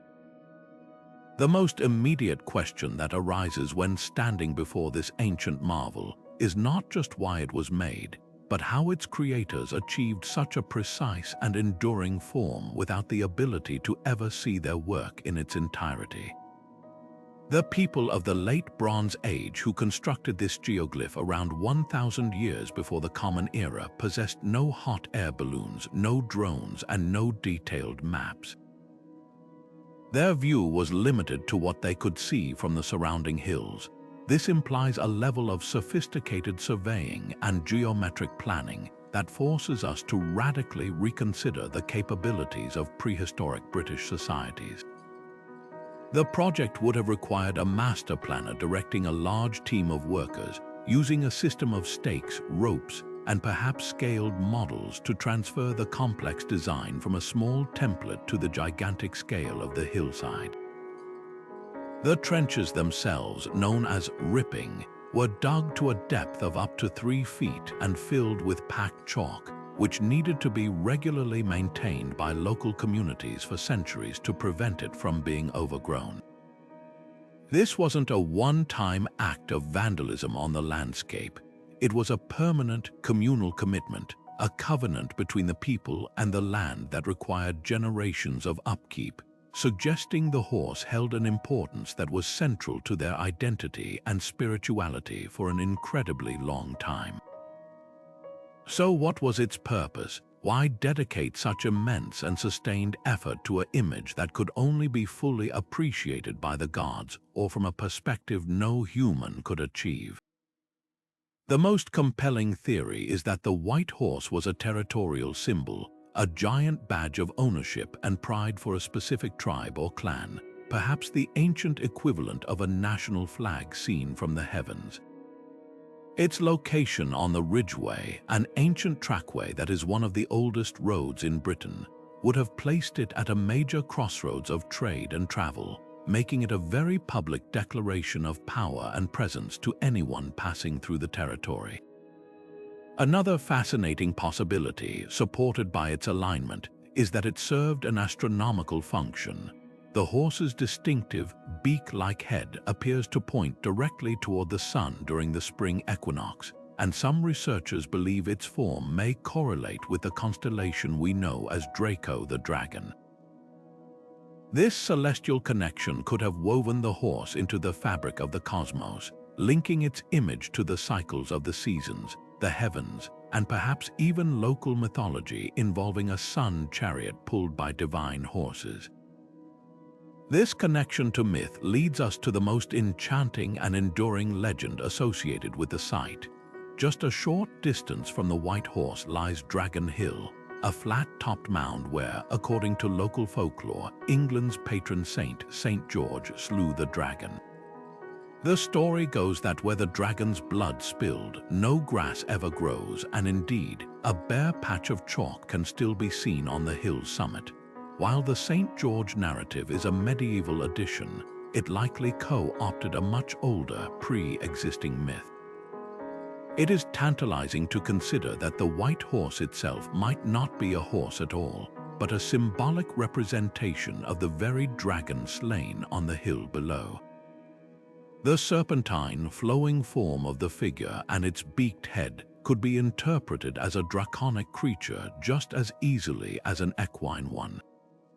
This blurring of lines between horse and dragon suggests the glyph may have been a multifunctional symbol, its meaning evolving over millennia, representing a powerful, chthonic force of nature that was both revered and feared, a guardian spirit of the hill that was central to the region's identity long before history was written down. The Uffington White Horse, therefore, is more than a picture. It is a permanent inscription on the land itself, a silent poem whose verses speak of ancient skill, celestial belief, and the enduring power of myth. While the Uffington White Horse presents a large-scale mystery of ancient symbolism, another enigma unfolds on a much smaller, more intricate scale, one that seems to leap from the ancient world into the realm of modern engineering. Deep within the hidden tombs of Columbia, crafted by the skilled hands of the Tolima culture between 500 and 800 years of the Common Era, lies a collection of small gold artifacts that are utterly bewildering. These are not the typical zoomorphic figures of jaguars or snakes common to the region.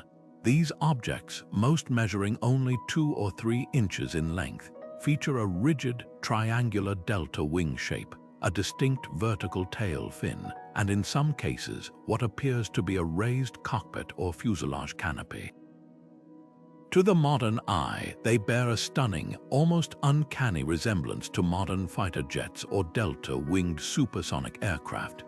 This immediate visual association has launched one of the most captivating and controversial debates in all of archaeology, forcing a direct confrontation between conventional interpretation and a radical, speculative possibility. The mainstream archaeological perspective, grounded in context and comparative analysis, offers a perfectly rational explanation. Experts classify these objects as highly stylized representations of insects or birds, common subjects in Tolima art. The so-called wings are seen as the streamlined, artistic rendering of a bee's or beetle's carapace. The vertical tail fin is interpreted as the stylized tail of a bird, perhaps a parrot or another local species. The raised section some see as a cockpit is explained as the head and thorax of the insect. This view is supported by the fact that the Tolima and other related cultures were master goldsmiths who frequently created abstract and symbolic art, not literal representations. They were expressing the essence of a creature, its spiritual or symbolic power, rather than attempting a zoologically accurate model. In this light, the artifacts are beautiful examples of artistic license, where the natural form of an animal is simplified and geometricized into a powerful symbolic amulet, likely representing transformation, fertility, or a connection to the spirit world. However, the aerodynamic argument presents a challenge that is difficult to simply dismiss. When engineers and aviation enthusiasts examine these objects, they point to features that seem to go far beyond artistic abstraction. The precise, swept-back angle of the wings is optimal for high-speed flight, a principle not understood until the 20th century. The central mass is located in exactly the right place for the center of gravity on a flying vehicle. The vertical stabilizer is perfectly positioned to prevent yaw and provide directional stability, a feature that is completely unnecessary for an insect or a bird, which uses its entire body for control. In the 1990s, two German aerodynamics enthusiasts, Algund Einbohm and Peter Belting, decided to put this theory to the test. They created precise, scaled-up radio-controlled models of the so-called Tolima airplanes, but with one crucial addition: they fitted them with propellers and engines. Astonishingly, these models not only flew, but they performed exceptionally well, capable of stable flight, and even performing aerobatic maneuvers like loops and rolls with simple radio controls. This experiment, while not scientific proof of ancient knowledge, demonstrated that the proportions of the artifacts are, whether by incredible coincidence or by design, inherently and effectively aerodynamic. This clash of interpretations forces us to confront a fundamental question about ancient art. Where do we draw the line between symbolic representation and technical diagram? Could it be possible that the Tolima goldsmiths were depicting something they had actually seen? The ancient astronaut theory, though widely dismissed by academics, suggests these could be representations of advanced flying machines witnessed by ancient peoples, interpreted through their own cultural lens and recorded in the only medium they had: goldwork. A less extraterrestrial but equally radical idea proposes that a now lost culture in the distant past might have discovered the basic principles of flight and even built simple gliders, knowledge that later filtered down to other cultures in the form of myth and artistic tradition, eventually inspiring the Tolima figures. Perhaps the most compelling resolution lies not in choosing one extreme over the other, but in appreciating the profound insight of the Tolima artists themselves. Their world was one deeply connected to nature. They were astute observers of the creatures around them. A hummingbird, with its incredible speed, agility, and ability to hover, might have appeared just as miraculous and technologically implausible to them as a jet does to us. In crafting these figures, they may have been attempting to capture the very spirit of flight itself: the sleekness, the speed, the power of an object moving effortlessly through the air. They abstracted the most aerodynamic forms they could see in nature: the dive of a falcon, the bullet-like profile of a beetle, the swift glide of a hummingbird, and synthesized them into a perfect symbolic form. The Tolima airplanes, therefore, stand as a breathtaking testament to the human imagination. They challenge our arrogant assumption that we are the first to dream of flight, reminding us that the desire to slice through the skies is an ancient, universal dream, one that was captured in gold over 1,000 years before the Wright brothers left the ground. And so we reach the end of our journey, a voyage across millennia and continents that has taken us from the depths of the ocean to the heights of the Andes. These 33 artifacts and sites are far more than just a collection of curious anomalies. They are a chorus of voices from the past, each one whispering a different, tantalizing piece of a story we are only beginning to understand. They are the gears of the Antikythera Mechanism turning in perfect celestial rhythm.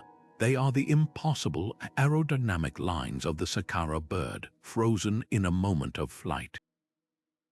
They are the silent, imposing presence of the Moai on Easter Island, and the cryptic, undeciphered spiral of the Phaistos disk.